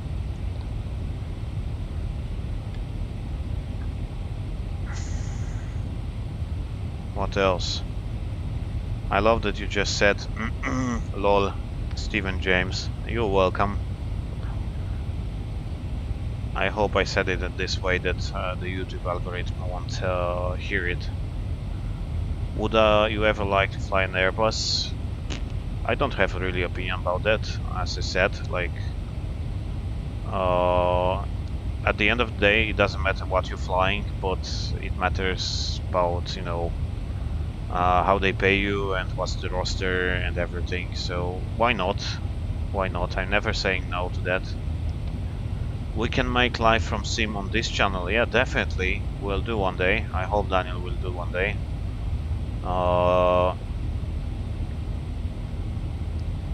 It would be kind of, you know, bombshell if we do the live from full simulator in here. I never saw anything like this on YouTube, even worldwide, at least yet. So why not?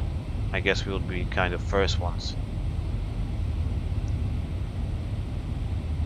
Best type rating of 737. You are welcome, Michal.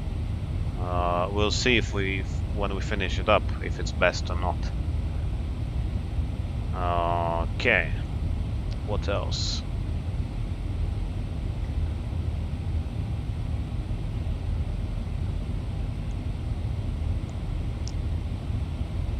Everything seems good in here. Like, you know, flying modern airliner is quite a boring thing to do. You basically sit down and do nothing. So you should monitor the systems, etc. But you just monitor if the recall comes on or not. So, but I'm not complaining. I shouldn't be complaining. Just wondering if you see the parameters on the top. I have to switch on the YouTube myself then. IAS 249, yeah, sounds about right. Mach 77 sounds about right. And estimated time en route is 47 minutes. Ah, yeah, that's a nice one. I just hope it's not gonna crash the simulator, but we'll see. We'll see.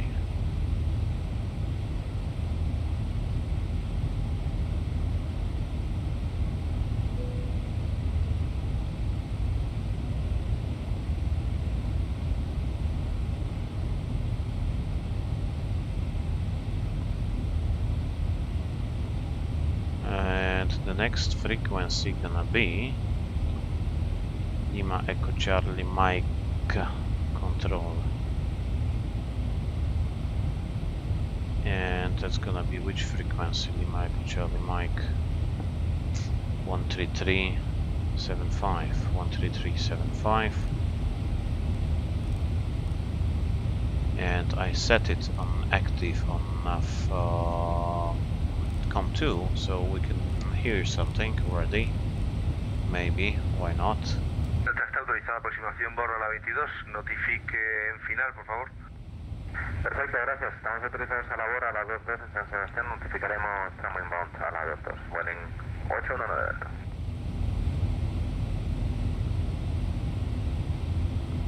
Vlad, virtualny type rating 737 will be only in Polish. For now, yes, but if I have a good feedback on this channel, I might think to do that in English. It's not a big deal anyway, so why not? Why not?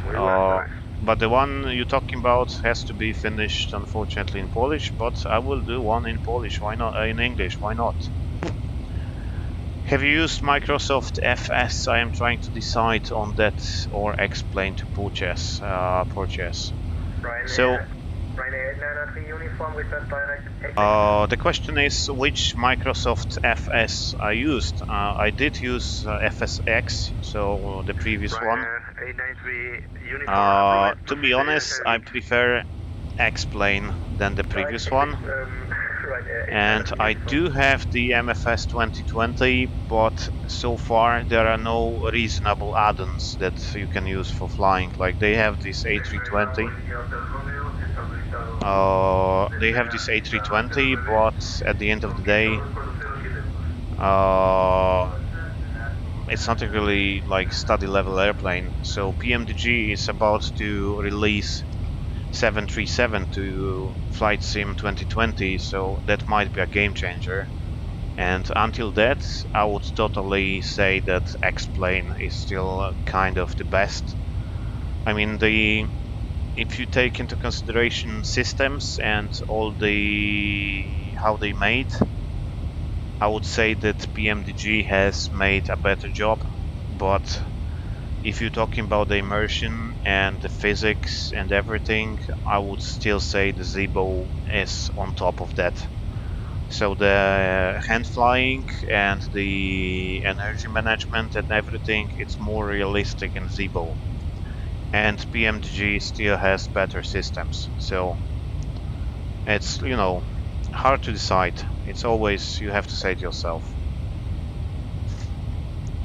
Are you using laptop? Do you have any type of second screen? No, sir. I'm using a laptop, and as I'm traveling a lot, I'm spending a lot of time in the hotels.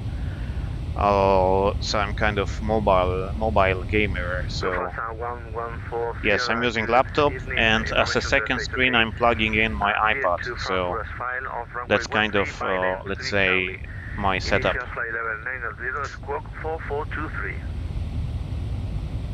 You're welcome, Steven. And what else? You hear the ATC already, and it's so Spanish. Like you tune in the Spanish ATC, and immediately they start speaking in Spanish. Buenas tardes, Barcelona.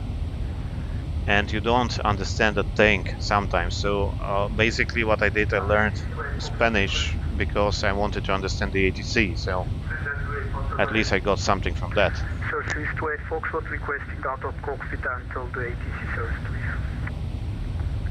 Swiss 28 Foxtrot, copy, approve it. Thank you very much, Swiss 28 Foxtrot. Where are we? We are just passing.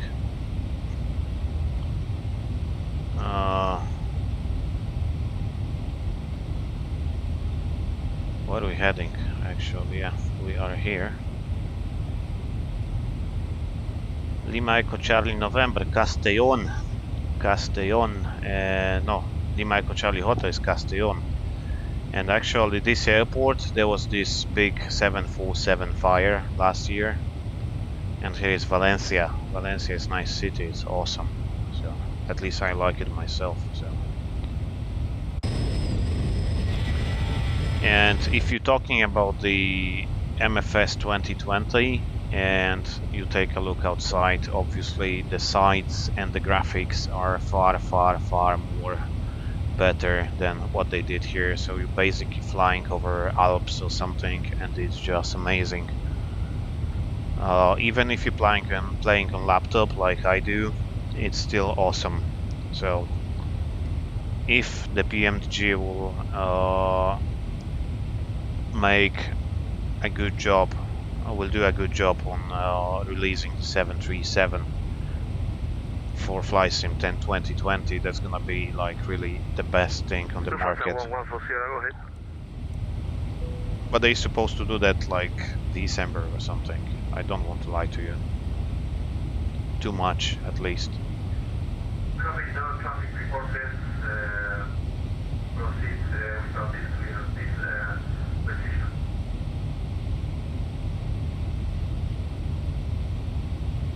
Castellón is Spanish Radom, it is, seriously. And I do hope it will release before the new year. So I promised myself that I'm not gonna buy any add-ons to MFS until the PMDG. Of course I broke the promise and I bought the DC6, but the DC6 is quite nice, so I'm not regretting that one. Beaver 249, good evening, identify flight level 330, continuous flight.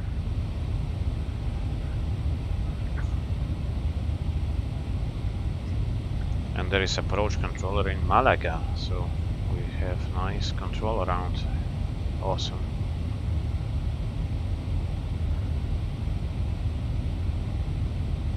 And Palma Mallorca is active as well. I was thinking to go to Palma instead of Malaga, but at the end of the day I decided to go to Malaga.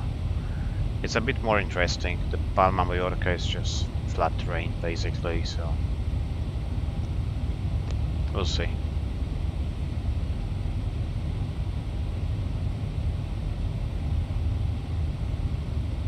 Yeah, can you understand some of the ATC communication in Spanish just from the context? Radio del Romeo asciende a nivel 180. Yeah, I can even speak some ATC Spanish. We can give a try on that. It's gonna be fun, at least for the controller, not for me. If you want. On Zibo, the physics is better than PMDG 737. Yes, definitely. So, from my perspective, the Zibo made a lot of more effort on physics than PMDG. I mean, not saying that PMDG is like total crap or something, but Zibo is a bit more real. But the best one so far I flew is I have the Captain Sim 737-200, which is really flying like a real one. When I flew it first time I was like, ah, Jesus, it's like 100% similar to real one. So yeah, that was immersive. So if you like, one day we can fly 737-200 as well. Why not?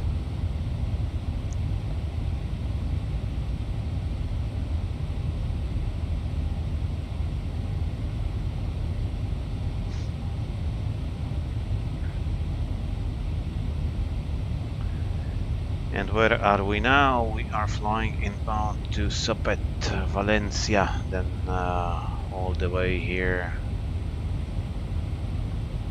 And let's go to charts and let's go to flight plan.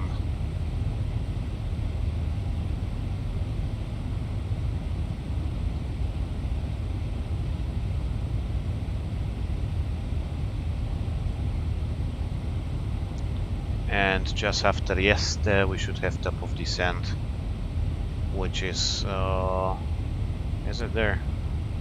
Yeah, it's Yeste, Mamis and top of descent, so pretty much as we planned.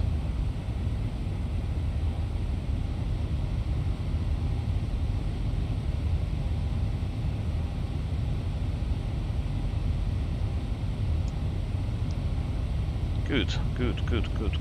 So Branson 775 Whiskey, Madrid.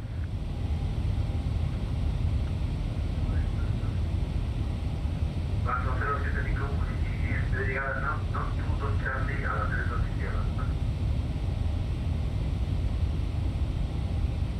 okay, can I hear that? Yes, of course I can hear. Come to volume. Iberia 41 Delta, leaving airspace, monitor Unicorn, goodbye.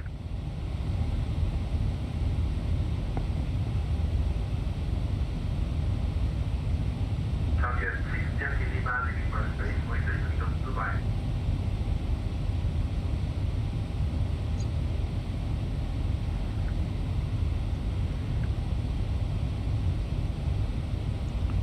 So I'm gonna drop you the link. Target 6 Yankee Lima, leaving airspace, monitor Unicorn, goodbye.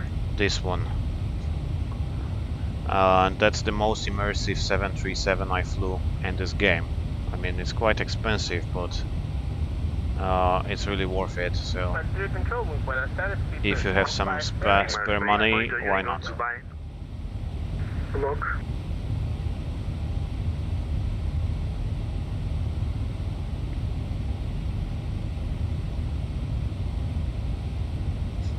Patrick Control, muy buenas tardes, Freeport 457, that's flight number 240.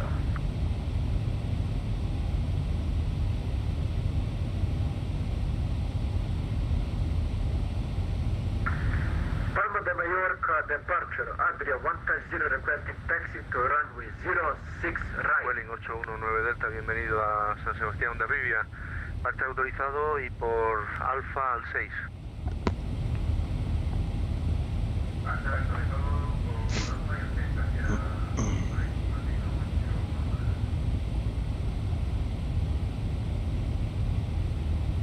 Yeah, I have to switch off for just a couple of seconds. 38101, leaving airspace, monitor Unicorn, Dubai. Monitor Unicorn 125, Swiss 8101, thank you.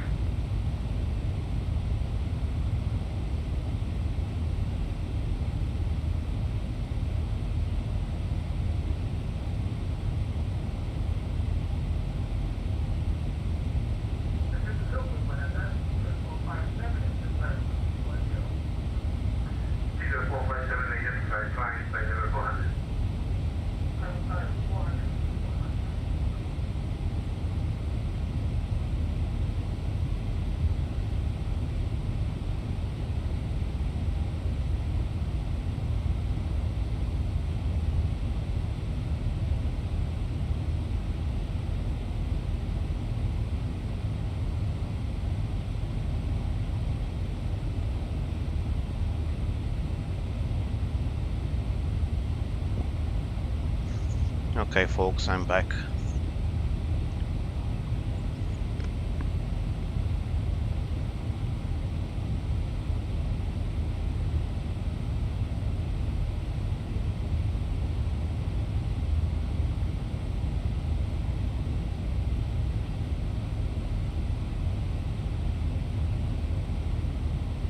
Madrid Raider, good evening. Ryanair 39 Charlie with you, flight level 370.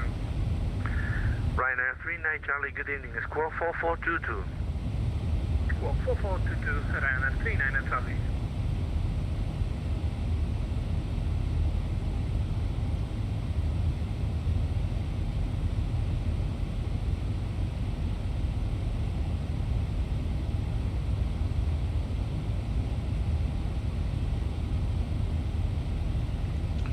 Ryanair 39 Charlie identified, flight level 370.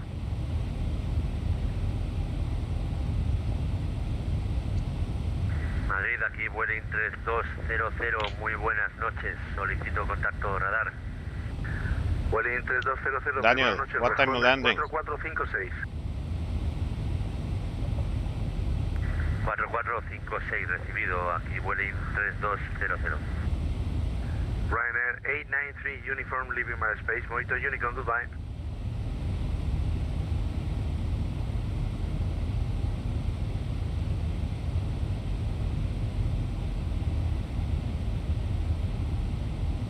Disculpe, 4506, ¿no? Aquí Vueling 3200. Negativo, 4456. 4456, de acuerdo. Ryanair 39 Charlie, Vivanton, Quebec, para la 13 en Málaga.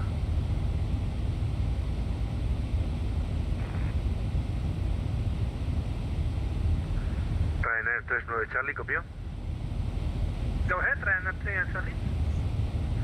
Ryanair 39 Charlie, Vivas to Quebec arrival, runway 13. Runway 13, Vivas to Quebec, Ryanair 39. He got Vivas to Quebec, which is the same for us. But he got 1-3, but I will ask for 1-2 anyway. Maybe 1-3, we'll see.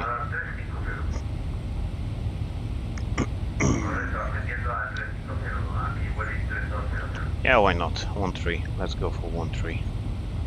Let's do 1-3. That's also pretty much the same. The difference is that I don't have the plates, so I have to go to my private company iPod, let's say, and checked. Lima, Echo Mike Golf, Malaga, Costa del Sol. In Costa del Sol, approach LS Zulu 13, 132. That's no big difference, and the runway is longer, so 132, 132. Minimums 295. So I have mid-lower minimums 295. And legs.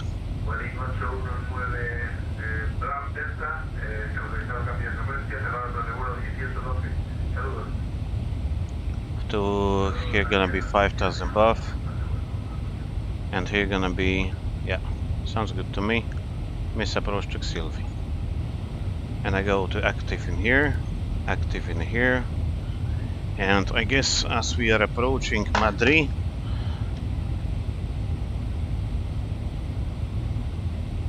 we can start calling them anytime soon. And yep, we are approaching. Yeah, I give them like 1 minute anymore. Anyway.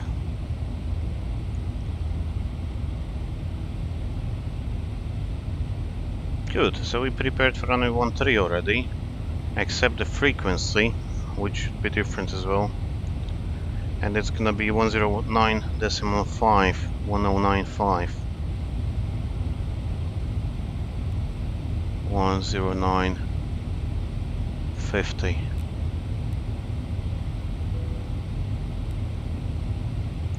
$109.50. There we go, and that's prepared.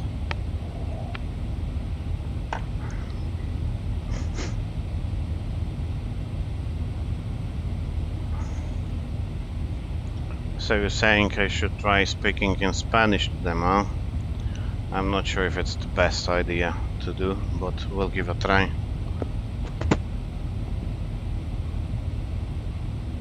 Am I on the correct frequency? 13375.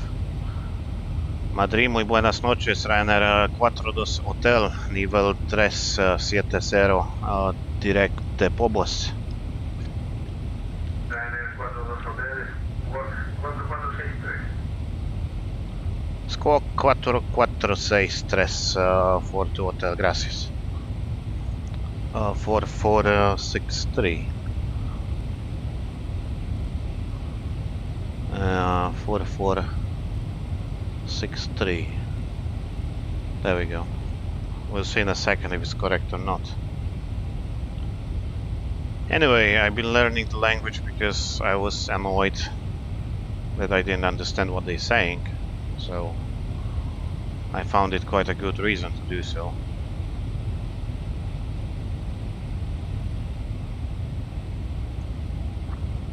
Ah, it's fine.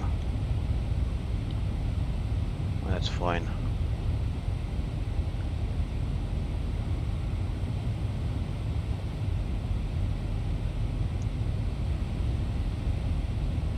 Anyway folks, thank you for coming today, and if you like the channel, please give me a subscribe as always. And if you don't like the idea of flying online, or you have any suggestions or questions, just drop me a comment please, would be nice as well. Appreciate that.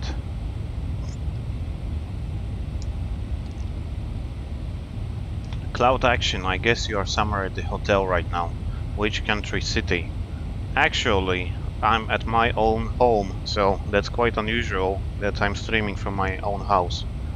So basically I'm based next to Warsaw, I'm living in Warsaw, so... yeah, but the most times I'm doing any videos or streams or something, it's... I'm away, so... It's quite rare that I stream out of home.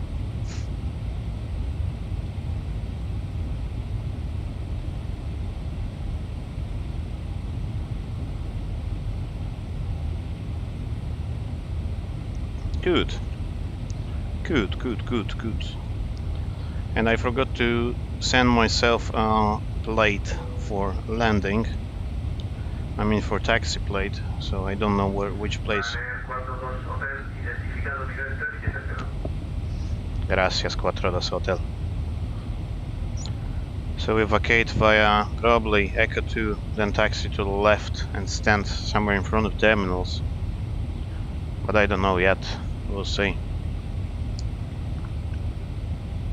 We still have to go 222 miles, which will make 76 miles top of descent, which is about 10 minutes. So at this point I usually pick up the weather, the latest weather, and I don't have 80s here, so I can't really help it. But I will do the PA saying where are we are passing something and something. And basically, yeah, I forgot we have the map here, so... Albacete. I guess it's a village or something. Ciudad Real. Yeah, we're heading to Granada at flight level 370, which is approximately 11,300 meters. And we're traveling with speed of 890 kilometers per hour. Well, while the outside temperature is minus 56 degrees centigrade. We're landing in about 40 minutes from now. Thank you for choosing Ryanair, blah blah blah blah. And I wish to see you on upcoming Ryanair flights, etc, etc. That would be kind of the PA I would make.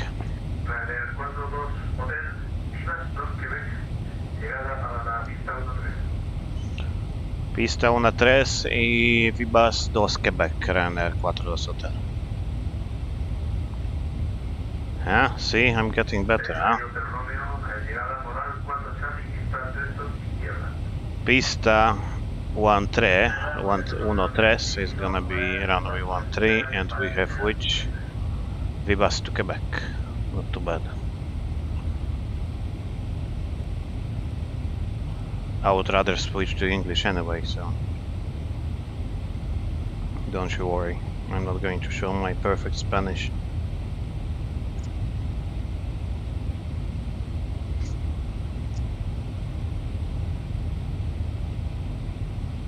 Adapt test. JJ. Hi JJ. To be honest, I never had to do the adapt test, so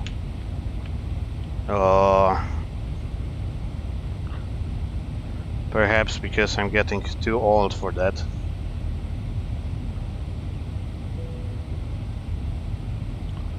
I mean, if you're proficient in maths and physics, like in the basic level, it shouldn't be a really big problem or something for you. But yeah, I don't really know, so don't want to put you in any bad situation. Whatever. But they made a lot of different tests now, so yeah, I mean, like they try to do all these tests to improve aviation, but at the end of the day, it's just virtual. Everything is like virtual. You know, they put the test that doesn't work that you can prepare for, like the ATPL exams. Even if you're the dumbest person on earth, you just study all the question bank and then you pass. So what's the point of making it so hard? I mean, of course, some people will go to the exam and, you know, just try to understand everything. But you can do it without understanding, of course. Same with ADAPT test. You can just pass it. So. Approve it facing southwest. Facing southwest, 114. But anyway, mate, good luck with that. I hope you pass. I wish you best, so why not? I do believe, sincerely, that aviation will need a lot of pilots coming after we finish with COVID, so I hope so, of course. It's a bad situation for everybody, it's not just for the new guys, but for me it's bad as well, so of course, if there's not too many pilots on the market, then they have to pay you better. And if the market is full of pilots, they just say, okay, if you want to work, you work for free. So they can do it now, because there are so many type-rated pilots on the market, they can do whatever they want. So I do hope it's gonna get better anytime soon. So I think it's a good time actually to do the license, so we'll see. Now we stay on Madrid frequency to the landing.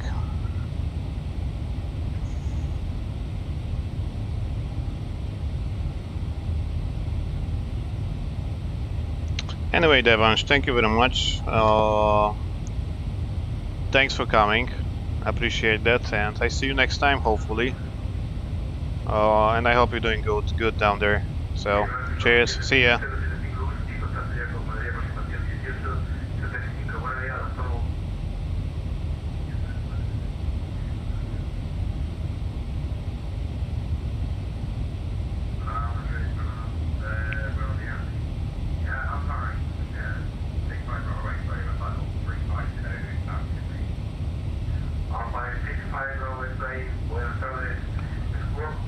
If you get this kind of view, it looks like really from the jump seat, so you can get immersed.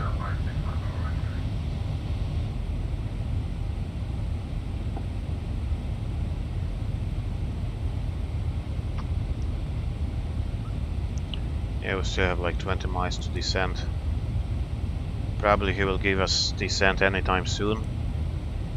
They usually give you early descent in Spain, but if not, you can ask for it, why not? I just quickly ran through the procedure. Is it looking well? Yeah, it's quite reasonable for me. Awesome.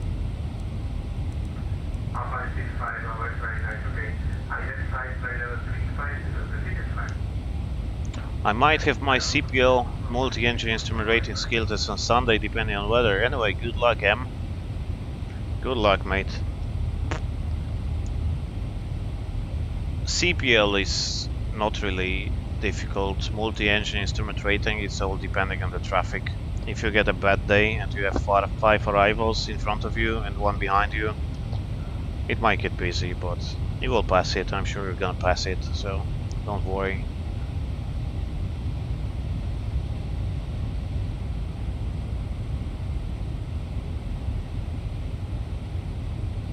Yeah, I'm sorry, I'm losing my voice already, so... I have a cup of nice warm tea, and that's the way we can fly a 737. So I do one sector, I'm not really tired or something, I just chill down at home. So instead of chilling in front of the TV, I can do that. So maybe you enjoy as well.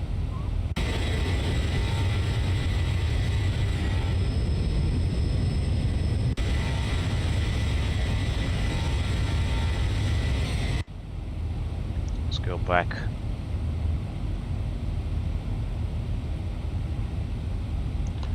And Ryanair 40 Hotel, request descent, please.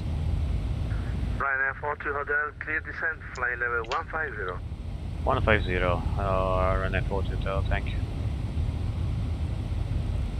And we set to 150, 150.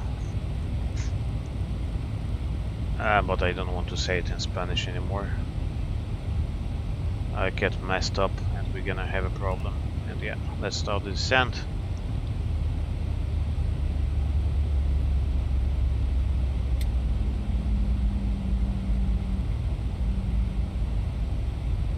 Madrid radar, buenas tardes, Alpine 716 with you, current flight level 340, inbound Cessna. Alpine 7156, buenas tardes, Squawk 4410. What's the profile? 255 by 75. I can go 270. Usually in Ryanair they're gonna go 245 with this cost index, but 270 should work. We don't want to spend ages just descending. Alpine 7156, identify flight level 340, Bravo 2 Delta, arrival runway 32 right.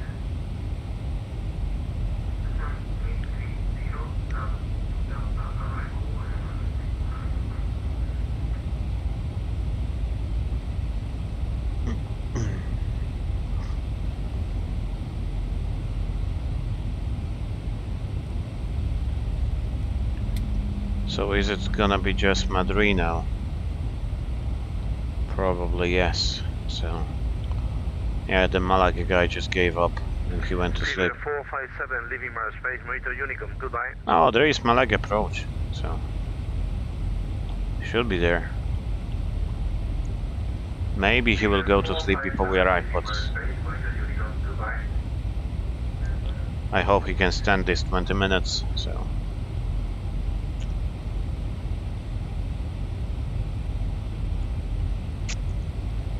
And we can check the performance for landing for 1-3. Malaga 1-3 250, 160 by 6, which is worst case scenario. And we should stop by the half of the runway. And yeah, half of the runway. Jesus. We should be vacating. Perhaps, maybe via Echo 4, but I'm not really sure about that one. I'm more as like, you know, 50-50. It's about there is a scale down there, so you can actually take a pen or something or a coin and measure what's the distance, so or your finger, but I would say that's like 1,200-ish meters, but it might be quite. So Italian people are super nice, but they always, you know, have to talk for 5 minutes before they sit down. So when we're doing Italian flights, we always switch the seatbelts early, so they have time to finish talking.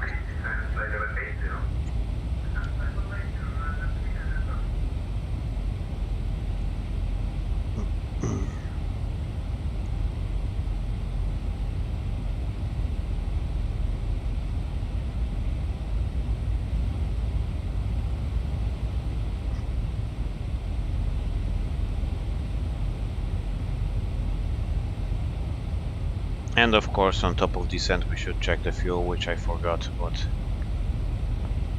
top of descent should be 4.7 and we should burn for 5.3. We have 5.2, so we do have already 500 extra kilograms, and we burned 5 tons, which we burned like we should burn 5,200, so we're saving about 200. So we still have plenty of fuel. And there was some stories about, you know, Ryanair flying with minimum fuel, but that's kind of a myth as well. If you needed extra fuel, you just took extra fuel, so that was not a deal anyway.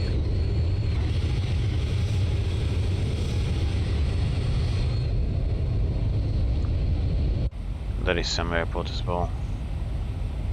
Lima Echo Golf Romeo, which is what? Lekker. I have no clue, to be honest. Maybe. I can't remember what was here.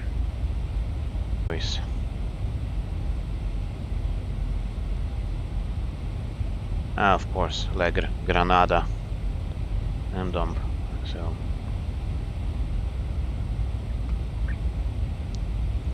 So we're just passing Granada and then turning left, sorry, slightly right and then left and landing in Malaga, which is just somewhere here.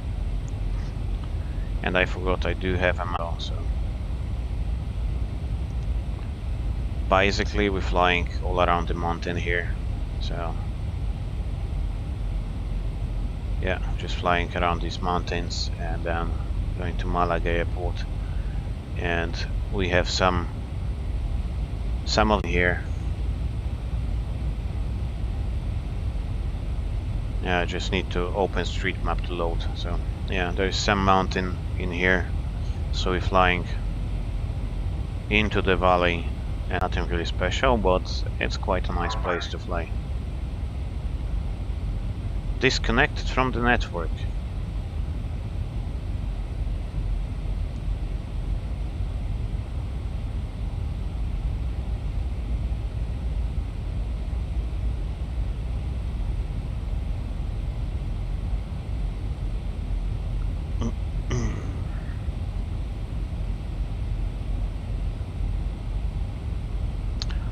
And are you flying on VATSIM, where you got the 737 for FS 2020? I'm not flying on VATSIM. I mean, I'm flying on VATSIM, but I'm not flying 2020, so I'm flying on X-Plane 11. Okay. I hope the stream will come back soon, because I see you just got stuck. So hopefully connected to voice server. Yeah, I'm using my home internet, which is not really awesome, so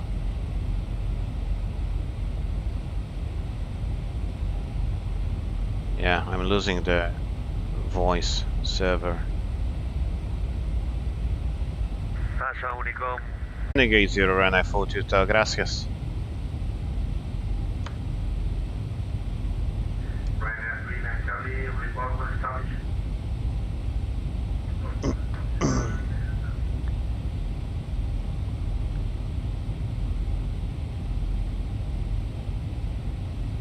Yeah, so we do the 10 checks early, so fuel is balanced, we have 4 pumps, lights are on, anchor bank is coming to 25, air compressed, descending and set, passengers are seated, recall checked, and I do the PA cabin crew 10 minutes to landing, 10 minutes please, thank you. And it looks like I kind of got the stable connections back again. So yeah, hopefully that's gonna be working.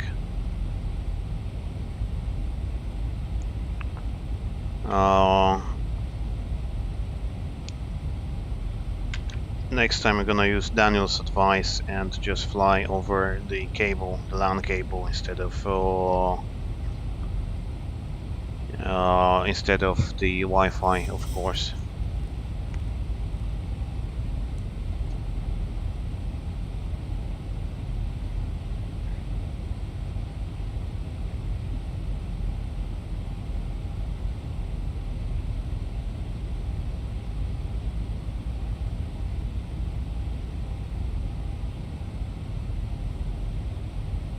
I hope it's cool. It's fluent now. So anyway, folks, before we land, thank you very much for coming. Thank you very much for coming. Subscribe to the channel. If you like the video, please leave me a like below the video. And if you do have any suggestions, leave it in the comment section. And maybe if you're listening to me, just leave me, please, on the chat. If you are on chat, if you like to continue this kind of series, or we should stop, or whatever. So I just need your opinion if you like it. So would be really nice if you drop me a message now. And the rings are in 10 and 4.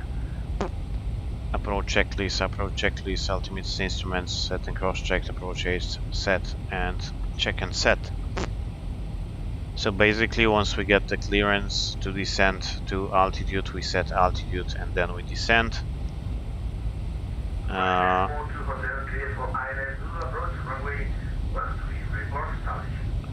Cleared for LS Zulu 13, call you established, Ryanair 40 Hotel. We are cleared for approach, we call you established, so we are cleared for approach.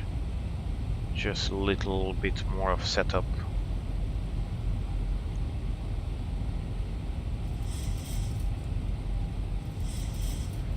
Yeps.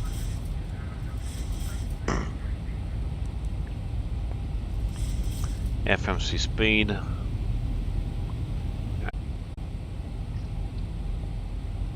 Maybe that's the reason.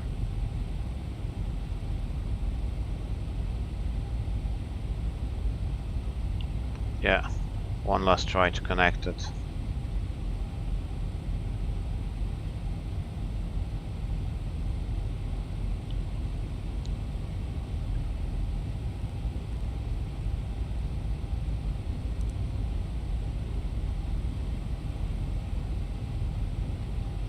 And I have 1095,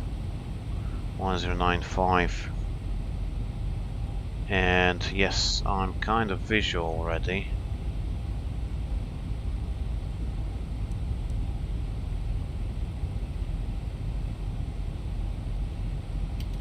I go with flaps 1 and flaps 5 to reduce the speed.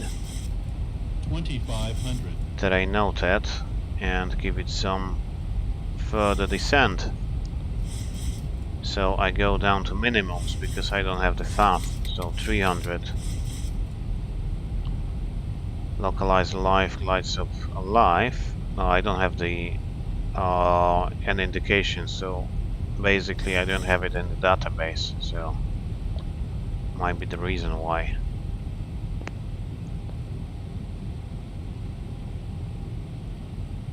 Yeah, but I see the pappies and everything, so we'll just continue visually.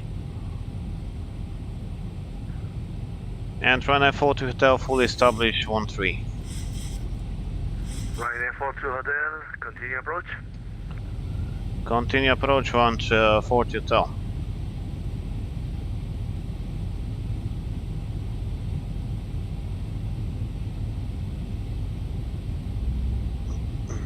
You know what is the Murphy law?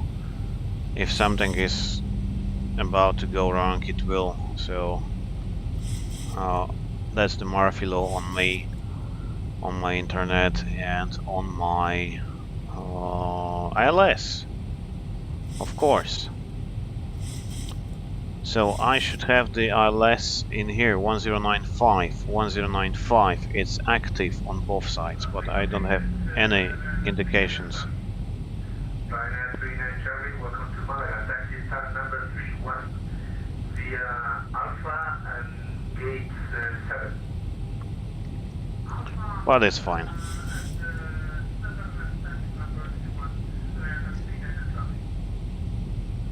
Ryanair 40 Hotel with 150 degrees 4 knots, runway 13 clear to land.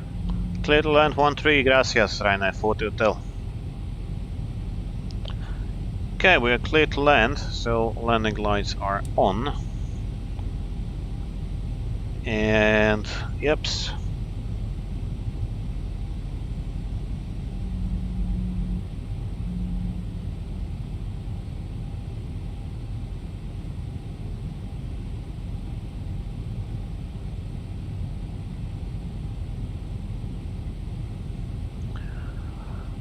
And since we are on the approach, we are on Papis. I'm basically following the Papi, I'm not following the glide path, which I don't have. So we're basically doing kind of RNAV approach, which is not authorized.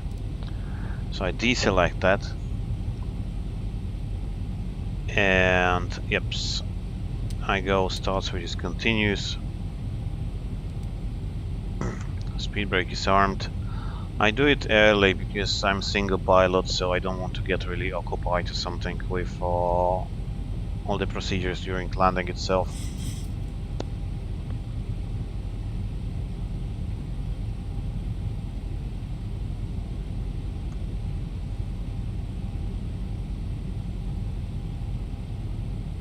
Just in time, of course.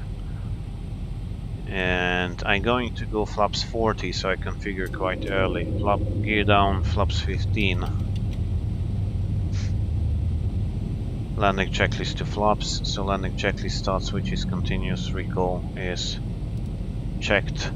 Speed brake, arm clean light, landing gear down 3 green, and hold the auto brake is 3 set. Holding on flaps. So flaps 25 initially.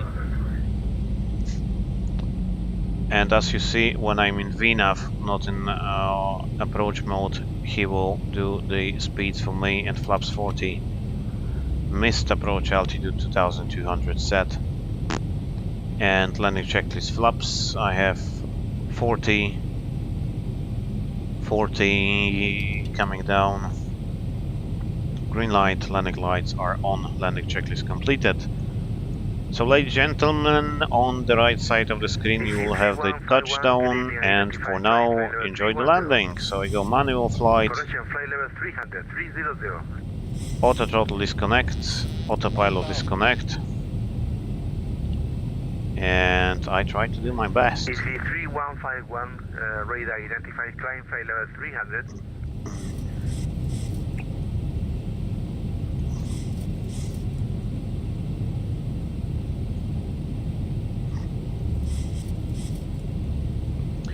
And of course you have to remember that the landing is not about being smooth, but it's being into the touchdown zone, and being smooth is just an extra thing. So of course if you manage to do the smooth landing, it's just point for you, but if you don't, you don't really, you know, care about that.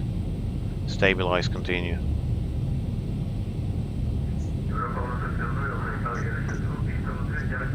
You try to keep the pappies, you try to keep the speed, and it should be just fine. Even if you smash the runway like this, it would be fine landing. So don't you worry too much. Minimums. Contact landing. Try to keep the center line, of course. 50, 40, 30, 20, 10. Touchdown, speed brakes, reversers, gently put the back to nose wheel. 100 knots. 80 knots. Slowly reduce the reverse thruster. 60 knots. Manual braking. And Ryanair 40 Hotel will vacate via Echo 2.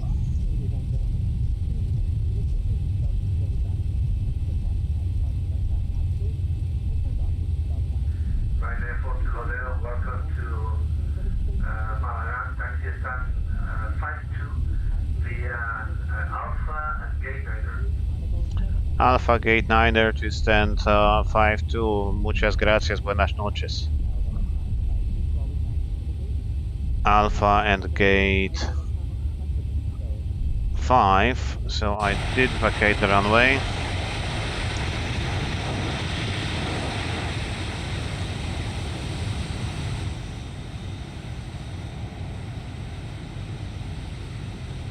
Did he say gate 5? Okay, whatsoever. We stop anyway. Set the parking brake. As you see, I still have reverses open, so I don't have to close them at 60. You have to close them once you are taxi speed and you're sure that you will stop. And you're sure when that you will stop once you stop. So it's nothing special. You just need to go back to idle. They cannot be on full power. Okay, 2000, 3100. I don't know the reason of 250 here. Fly directors off. Flaps up. Speed brakes up. Transponders back to alt off. And ladies and gents, welcome to Malaga. So far so good. We taxi to stand 5-2, which is gate 7, then I have it on the iPad, but gate 7, Alpha, and then 5-2. Yeah, understood pretty much.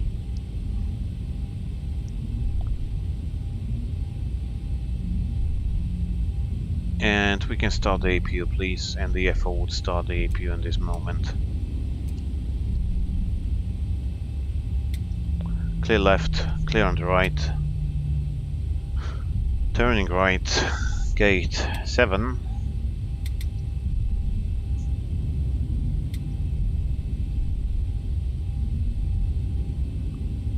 And then I should take the Alpha,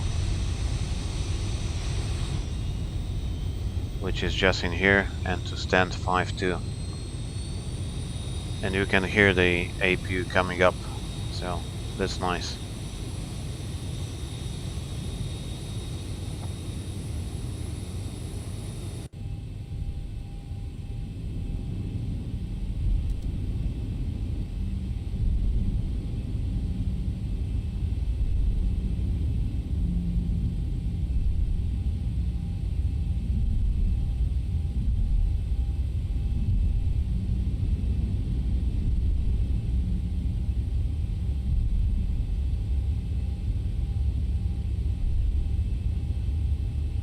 Ryanair 92 Uniform Whiskey, descent flight level 250.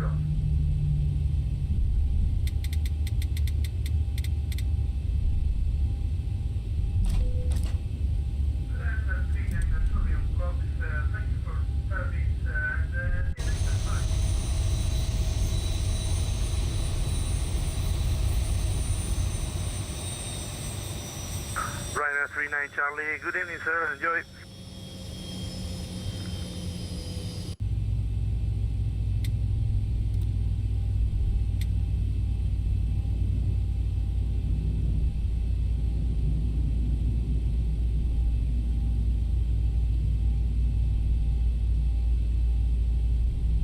Boeing 2489 está ya próximo a abandonar el espacio aéreo. Cambia de única, presión 80, buen vuelo, hasta luego.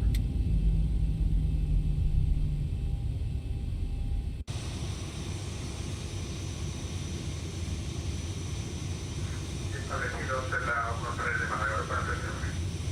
Europa 1309, pues viento 160 inferior a 5 nudos, pista 13 autorizada a aterrizar. Pista 13 autorizada a aterrizar, Europa 1309.